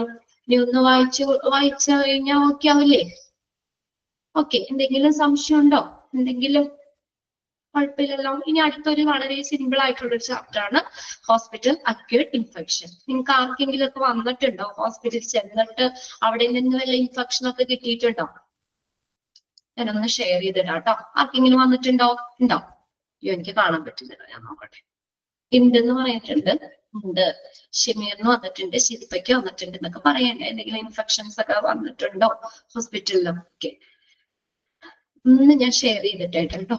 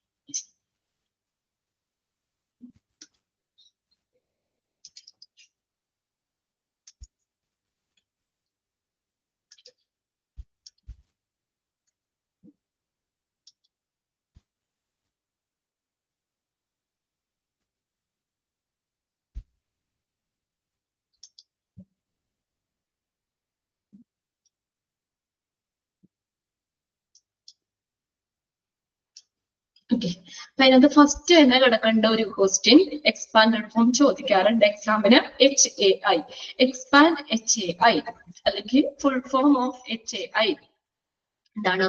Hospital acquired infection. Hospital acquired infection എന്താ പേരിൽ തന്നെ അറിയാലോ. എവിടെ നിന്ന് അക്യൂർ ചെയ്യുന്നതാ? ഹോസ്പിറ്റലിൽ നിന്ന് കിട്ടുന്ന ഇൻഫെക്ഷൻ ആണ് ഹോസ്പിറ്റൽ അക്യൂർഡ് ഇൻഫെക്ഷൻ എന്ന് പറയുന്നത്. അതായത് ഇപ്പൊ ഞാൻ ഹോസ്പിറ്റലിൽ ചെന്നു, എനിക്ക് ഇൻഫെക്ഷൻ അല്ലാതെ ഒരു കാരണം കൊണ്ട് വേറെ എന്തെങ്കിലും ആയിട്ട് ഞാൻ ഹോസ്പിറ്റലിൽ ചെല്ലാന്ന് വിചാരിക്കാം. അപ്പോ എന്താ പറയാ, അവിടെ ഞാൻ ചെന്നതിന് ശേഷം എനിക്ക് ഒരു ഇൻഫെക്ഷൻ ഹോസ്പിറ്റലിൽ നിന്ന് ഒരു ഇൻഫെക്ഷൻ കിട്ടുകയാണെങ്കിൽ അവിടെ അഡ്മിറ്റ് ആയതിനു ശേഷം ഹോസ്പിറ്റലിൽ നിന്ന് അപ്പൊ അത് പല രീതിയിൽ വരാം. ഇപ്പൊ ഹോസ്പിറ്റലിലുള്ള സ്റ്റാഫിന്റെ കയ്യിൽ നിന്ന് വരാം, വേറെ നമ്മുടെ കൂടെ ഉള്ള മറ്റുള്ള പേഷ്യൻസിൽ നിന്ന് ഇൻഫെക്ഷൻ വേണമെങ്കിൽ വരാം, അല്ലെങ്കിൽ എന്തെങ്കിലും എക്യുപ്മെന്റ്സ് വഴിയാണെങ്കിൽ നമ്മൾ കണ്ടാമിനേറ്റഡ് ആയിട്ടുള്ള എന്തെങ്കിലും എക്യുപ്മെന്റ്സുകൾ അങ്ങനെയുള്ള സംഭവങ്ങളൊക്കെ വരുന്നത് വരാം. അപ്പൊ അങ്ങനെ പല രീതിയിൽ കുട്ടിക്കടെ വരാം. ഓക്കെ, ഇതെല്ലാം നമുക്ക് പല രീതിയിൽ നമുക്ക് ഹോസ്പിറ്റലിൽ നിന്ന് കിട്ടുന്ന ഇൻഫെക്ഷൻ ആണ് ഹോസ്പിറ്റൽ അക്യൂർഡ് ഇൻഫെക്ഷൻ എന്ന് പറയുന്നത്. അതായത് ആ ഒരു പേഷ്യന്റ് നമ്മൾ ആ ഇൻഫെക്ഷൻ അല്ലാതെ കാരണം കൊണ്ടാട്ടോ, ഇൻഫെക്ഷൻ അല്ലാതെ എന്തെങ്കിലും ഒരു രോഗമായിട്ട് നമ്മൾ ഹോസ്പിറ്റലിൽ ചെല്ലുകയാണ്, അവിടെ ചെന്നതിന് ശേഷം അവിടെ നിന്ന് നമുക്ക് ഇൻഫെക്ഷൻ വരികയാണ് എന്തെങ്കിലും, അതിനെയാണ് ഹോസ്പിറ്റൽ അക്യൂർഡ് ഇൻഫെക്ഷൻ എന്ന് പറയുന്നത്. അതായത് നമ്മൾ അഡ്മിറ്റ് ആവുന്ന സമയത്ത് നമുക്കതില്ല, ആ ഒരു ഇൻഫെക്ഷൻ ഇല്ല, പക്ഷെ അവിടെ അഡ്മിറ്റ് ആയതിനു ശേഷം നമുക്ക് ലഭിക്കുന്ന അവിടെ നിന്ന് കിട്ടുന്ന ഹോസ്പിറ്റലിൽ നിന്ന് അക്യൂർ ചെയ്യുന്ന ഇൻഫെക്ഷൻ ആണ് ഹോസ്പിറ്റൽ അക്യൂർഡ് ഇൻഫെക്ഷൻ. ആ വേദിയിൽ നിന്ന് തന്നെ ക്ലിയർ ആണ് അല്ലെ? അതിൽ നിന്ന് തന്നെ നമ്മൾ മനസ്സിലാക്കാം. അത് എക്സാമിന് ചോദിക്കാറുണ്ട്, എവിടെ നിന്നാണ് ഹോസ്പിറ്റൽ അക്യൂർ ഇൻഫെക്ഷൻ വരുന്നതെന്നുള്ളത്. ഓക്കെ, അപ്പൊ അതറിയാം, ഹോസ്പിറ്റലിൽ നിന്ന് അക്യൂർ ചെയ്യുന്ന ഇൻഫെക്ഷൻ ആണ് ഹോസ്പിറ്റൽ അക്യൂർഡ് ഇൻഫെക്ഷൻ എന്ന് പറയുന്നത്. ജസ്റ്റ് ഒന്ന് സ്റ്റാർട്ട് ചെയ്തിടാം കേട്ടോ. A hospital acquired infection is also known as nosocomial infection. ഇത് ചോദിക്കാറുണ്ട്. ഹോസ്പിറ്റൽ അക്യൂർഡ് ഇൻഫെക്ഷൻ അറിയപ്പെടുന്ന മറ്റൊരു പേരാണ് നോസോകോമിയൽ ഇൻഫെക്ഷൻ. ഓക്കെ, ടൈമിൽ കൊറോണ ഹോസ്പിറ്റലിൽ ശരിയാണ്, നമ്മൾ ഹോസ്പിറ്റലിലൊക്കെ ചെന്നിട്ട് അവിടെ നിന്നൊക്കെ വരുന്ന ഒരു ഇൻഫെക്ഷൻ ആണ് കേട്ടോ. അപ്പൊ നോക്കിയേ, ഇതിന് എന്താ നമുക്ക് പറയുന്ന മറ്റൊരു പേരാണ് നോസോകോമിയൽ ഇൻഫെക്ഷൻ. അപ്പൊ ഹോസ്പിറ്റൽ അക്യൂർഡ് ഇൻഫെക്ഷൻ എന്നും നോസോകോമിയൽ ഇൻഫെക്ഷൻ എന്നും പറഞ്ഞാലും ശരിയാണ്. ഹോസ്പിറ്റൽ അക്യൂർഡ് ഇൻഫെക്ഷനെ അറിയപ്പെടുന്ന മറ്റൊരു പേരാണ് നോസോകോമിയൽ ഇൻഫെക്ഷൻ. രണ്ട് ക്വസ്റ്റ്യൻ കിട്ടിയില്ലേ? എക്സ്പാൻഡ് HAI കിട്ടി, ഹോസ്പിറ്റൽ അക്യൂർഡ് ഇൻഫെക്ഷൻ. പിന്നെ hospital acquired infection is also known as dash. എന്താ അറിയപ്പെടുന്ന മറ്റൊരു പേര്? Nosocomial infection. അണ്ടർലൈൻ ചെയ്തിടാം കേട്ടോ, അണ്ടർലൈൻ ചെയ്തേക്കാം സെന്റൻസ്, ഫസ്റ്റ് ലൈൻ തന്നെ അണ്ടർലൈൻ ചെയ്തിടാം. ഇനി അടുത്ത the word nosocomial is derived from the Latin word nosocomion. അടുത്ത മൂന്നാമത്തെ ക്വസ്റ്റ്യൻ അവിടെ ഉണ്ട്. The word nosocomial is derived from the Latin word nosocomion. ഏത് വേർഡിൽ നിന്നാ? നോസോകോമിയോൺ എന്ന് പറഞ്ഞ ലാറ്റിൻ വേർഡിൽ നിന്നാണ് നോസോകോമിയൽ എന്ന വാക്ക് ഡിറൈവ് ചെയ്തത്, ഉദ്ഭവിച്ചത്. The word nosocomial is derived from the dash word. അങ്ങനെ ചോദിക്കാം, ഏത് വേർഡാണ്? ലാറ്റിൻ വേർഡാണ്. ഇവിടെ ഗ്രീക്ക് അങ്ങനെ ഓപ്ഷൻസ് പലതും ചോദിക്കാം. ഏത് വേർഡാണ്? ലാറ്റിൻ വേർഡാണ്. നോസോകോമിയോൺ എന്ന് പറഞ്ഞത് ഒരു ലാറ്റിൻ വേർഡാണ്. ഓക്കെ, അപ്പൊ ലാറ്റിൻ വേർഡായ നോസോകോമിയോൺ എന്ന് പറഞ്ഞ വേർഡിൽ നിന്നാണ് നോസോകോമിയൽ എന്ന വാക്ക് ഡിറൈവ് ചെയ്തേക്കുന്നത്. ഇനി നോക്കിയേ, വാട്ട് ഇസ് ദ മീനിങ് നോസോകോമിയോൺ?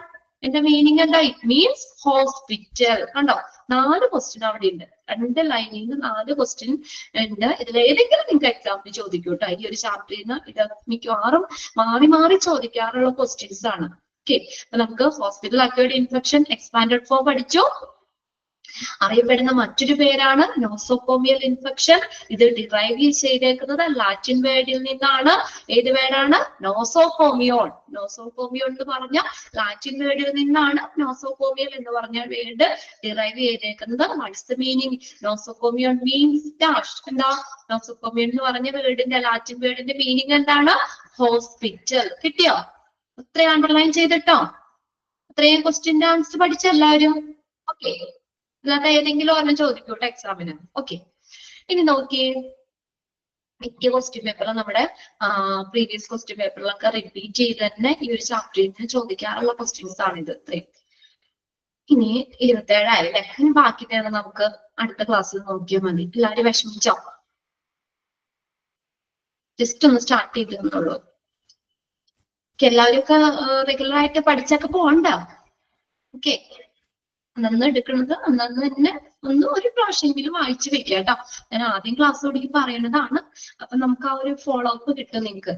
പിന്നെ മോക്ക് ടെസ്റ്റ് 5 ക്വസ്റ്റ്യൻ അല്ലേ ഉള്ളൂ, അതൊന്ന് ജസ്റ്റ് ഒന്ന് അറ്റൻഡ് ചെയ്ത് നോക്കാം. അപ്പൊ നമ്മൾ ഇന്ന് എടുത്ത അത്രയും ബേസ് ചെയ്തിട്ട് നമുക്ക് ആ ക്വസ്റ്റ്യൻസ് ഇപ്പൊ ക്ലാസ് കണ്ടിട്ടാണെങ്കിലും നമ്മൾക്ക് ഒന്ന് അറ്റൻഡ് ചെയ്യാൻ പറ്റും. നമുക്ക് അത്രയും ഓർമ്മ കിട്ടുന്നുണ്ടോ, ക്ലാസ്സിൽ പറഞ്ഞ കാര്യങ്ങളൊക്കെ ക്യാച്ച് ചെയ്യാൻ പറ്റുന്നുണ്ടോ എന്നും കൂടി ഒന്ന് ടെസ്റ്റ് ചെയ്യാനും കൂടി നമുക്ക് ആ മോക്ക് ടെസ്റ്റ് ഉപയോഗിക്കാം. അപ്പൊ നിങ്ങൾ അതൊന്ന് കറക്റ്റ് ആയിട്ട് തന്നെ നിങ്ങൾ അതൊന്ന് അറ്റൻഡ് ചെയ്ത് പോകാം. ചില കുട്ടികളൊക്കെ ഇതൊക്കെ കറക്റ്റ് എഴുതിയെടുത്ത് പഠിക്കുന്ന കുട്ടികളുണ്ട്. എല്ലാ ദിവസവും മോക്ക് ടെസ്റ്റുകൾ മാത്രം ഒരുമിച്ച് എഴുതി വെച്ച് പഠിക്കുന്ന കുട്ടികളുണ്ട്. മോക്ക് ടെസ്റ്റ് ഞാൻ കൊടുക്കുന്നതാണ് കേട്ടോ, ഇവിടുന്ന് കൊടുക്കുന്നതാണ്. ഒരു ക്ലാസ് കഴിയുമ്പോൾ ഞാൻ അവർക്ക് റെഡിയാക്കി കൊടുക്കും ക്വസ്റ്റ്യന്. അപ്പൊ നമ്മൾ അന്ന് എടുക്കുന്ന ക്ലാസ്സിൽ നിന്ന് ഒരു 5 ക്വസ്റ്റ്യൻ, നിങ്ങൾക്ക് ഒബ്ജക്റ്റീവ് ക്വസ്റ്റ്യൻ തന്നെ 4 ഓപ്ഷൻസ് ഉണ്ടാവല്ലോ. അപ്പൊ നിങ്ങൾക്ക് ഒന്നുകൂടി അത് പഠിച്ച ഭാഗം ഒന്നോട് ഓർമ്മപ്പെടുത്താനും അതിൽ നിന്ന് ഏതൊക്കെ രീതി ചോദിക്കാം എന്നൊക്കെ നിങ്ങൾക്ക് ഒരു ഐഡിയ കിട്ടുമല്ലോ. വെറുതെ ക്ലാസ് മാത്രം നമ്മൾ എടുത്തിട്ട് പോയിട്ട് കാര്യമില്ല. ബുക്കിൽ എഴുതിയെടുക്കാറുണ്ടെന്ന് വെച്ചാൽ ഓക്കെ, വെരി ഗുഡ്. നിങ്ങൾ സമയത്തിനനുസരിച്ച് ചെയ്യുക. എന്തായാലും നിങ്ങൾക്ക് ഒരുവിധം ഈ ക്ലാസ് കണ്ടിട്ട് അത് അറ്റൻഡ് ചെയ്യാൻ പറ്റുള്ളൂ. ഇപ്പൊ ഇത്രയും ക്ലാസ്സുകളായില്ലേ നമ്മൾ എടുക്കുന്നു, നമ്മൾ അത് മോക്ക് ടെസ്റ്റ് ഒക്കെ അറ്റൻഡ് ചെയ്യുന്നു. ഓക്കെ അല്ലേ? നിങ്ങൾക്ക് വേറെ ബുദ്ധിമുട്ട് എന്തെങ്കിലും ഉണ്ടെങ്കിൽ നിങ്ങൾ തുറന്ന് പറയുന്നു കേട്ടോ. ക്ലാസ്സിൽ വേണ്ടത് മനസ്സിലാവായിക്കോ അല്ലെങ്കിൽ എന്ത് കാരണം ഉണ്ടെങ്കിലും നിങ്ങൾക്ക് അത് തുറന്ന് പറയാം. അപ്പൊ അതനുസരിച്ച് ടീച്ചേഴ്സ് നിങ്ങൾക്ക് എന്താ വേണ്ടത് അല്ലെങ്കിൽ എങ്ങനെയാണെന്നുള്ളതൊക്കെ ചെയ്യുന്നുണ്ട് അല്ലെ. ടെസ്റ്റും കൂടി ഒന്ന് നോക്കിയേക്കാം. 5 ക്വസ്റ്റ്യൻ അല്ലേ ഉള്ളൂ, അത് പെട്ടെന്ന് തീരും. അതുകൂടി ഒന്ന് ചെയ്ത് പോകാം. പിന്നെ ഒരുവിധമൊക്കെ ക്ലാസ് കേട്ട് കഴിഞ്ഞാൽ തന്നെ നിങ്ങൾക്ക് ഒരുവിധം ക്വസ്റ്റ്യൻസിന്റെ ആൻസർ തന്നെ ചെയ്യാൻ പറ്റും. നമ്മൾ അതേപോലെ പറഞ്ഞു തന്നെ ഉണ്ട് വെച്ചാൽ നമുക്ക് എന്താ പറയുക, നിങ്ങളുടെ ലിമിറ്റേഷൻസ് ഞങ്ങൾക്ക് അറിയാം. കുറെ നാളെ എത്തി ക്ലാസ്സിൽ കയറുന്നവരുണ്ട്. പിന്നെ അതുപോലെ തന്നെ +2 ആണ് നമുക്ക് ക്വാളിഫിക്കേഷൻ ബേസിക്. അപ്പൊ അതുകൂടി ഉള്ളത് കുറെ നാളൊക്കെ പഠിക്കാതിരുന്നവരൊക്കെ ഉണ്ട്. പിന്നെ ഏജ്ഡ് ആയിട്ടുള്ളവരുണ്ട്, അവരെല്ലാവരും ഉണ്ട്. അപ്പൊ എല്ലാവർക്കും മനസ്സിലാവുന്ന രീതിയിലും ഒക്കെയാണ് നമ്മൾ ഒരുവിധം ക്ലാസ്സുകളൊക്കെ എടുക്കുന്നത്. എങ്കിൽ പോലും എന്താ പറയാ, എന്തെങ്കിലും ബുദ്ധിമുട്ട് ആർക്കെങ്കിലും അതാരും മതി വിചാരിക്കണ്ട. ടീച്ചേഴ്സിനോട് പറയുക. ഒരു പോയിന്റ് പോലും നിങ്ങൾ മനസ്സിലായെങ്കിൽ അപ്പൊ തന്നെ ചോദിച്ച് നിങ്ങൾ ക്ലിയർ ചെയ്ത് തന്നെ പോവുക. അത് നിങ്ങളുടെ ഒരു റെസ്പോൺസിബിലിറ്റി ആണ്. മറ്റുള്ളവർ എന്ത് വിചാരിക്കും അങ്ങനെയൊന്നും ഉണ്ടാവും. അപ്പൊ നിങ്ങൾക്ക് മനസ്സിലായില്ലയോ, നിങ്ങൾ അത് ചോദിക്കുക. മിസ്സേ ഒന്നും വിളിക്കുമെന്ന് പറഞ്ഞുതരാൻ പറയും. ഓക്കെ അല്ലേ? എന്നാ ക്ലാസ് ഞാൻ വൈൻഡ് അപ്പ് ചെയ്തോട്ടെ. നെക്സ്റ്റ് മാം ഇപ്പൊ ജോയിൻ ചെയ്യും കേട്ടോ. ഓക്കെ, ബാക്കി നമുക്ക് നാളെ ഉണ്ടല്ലോ, നാളെ നോക്കാം. ഓക്കെ.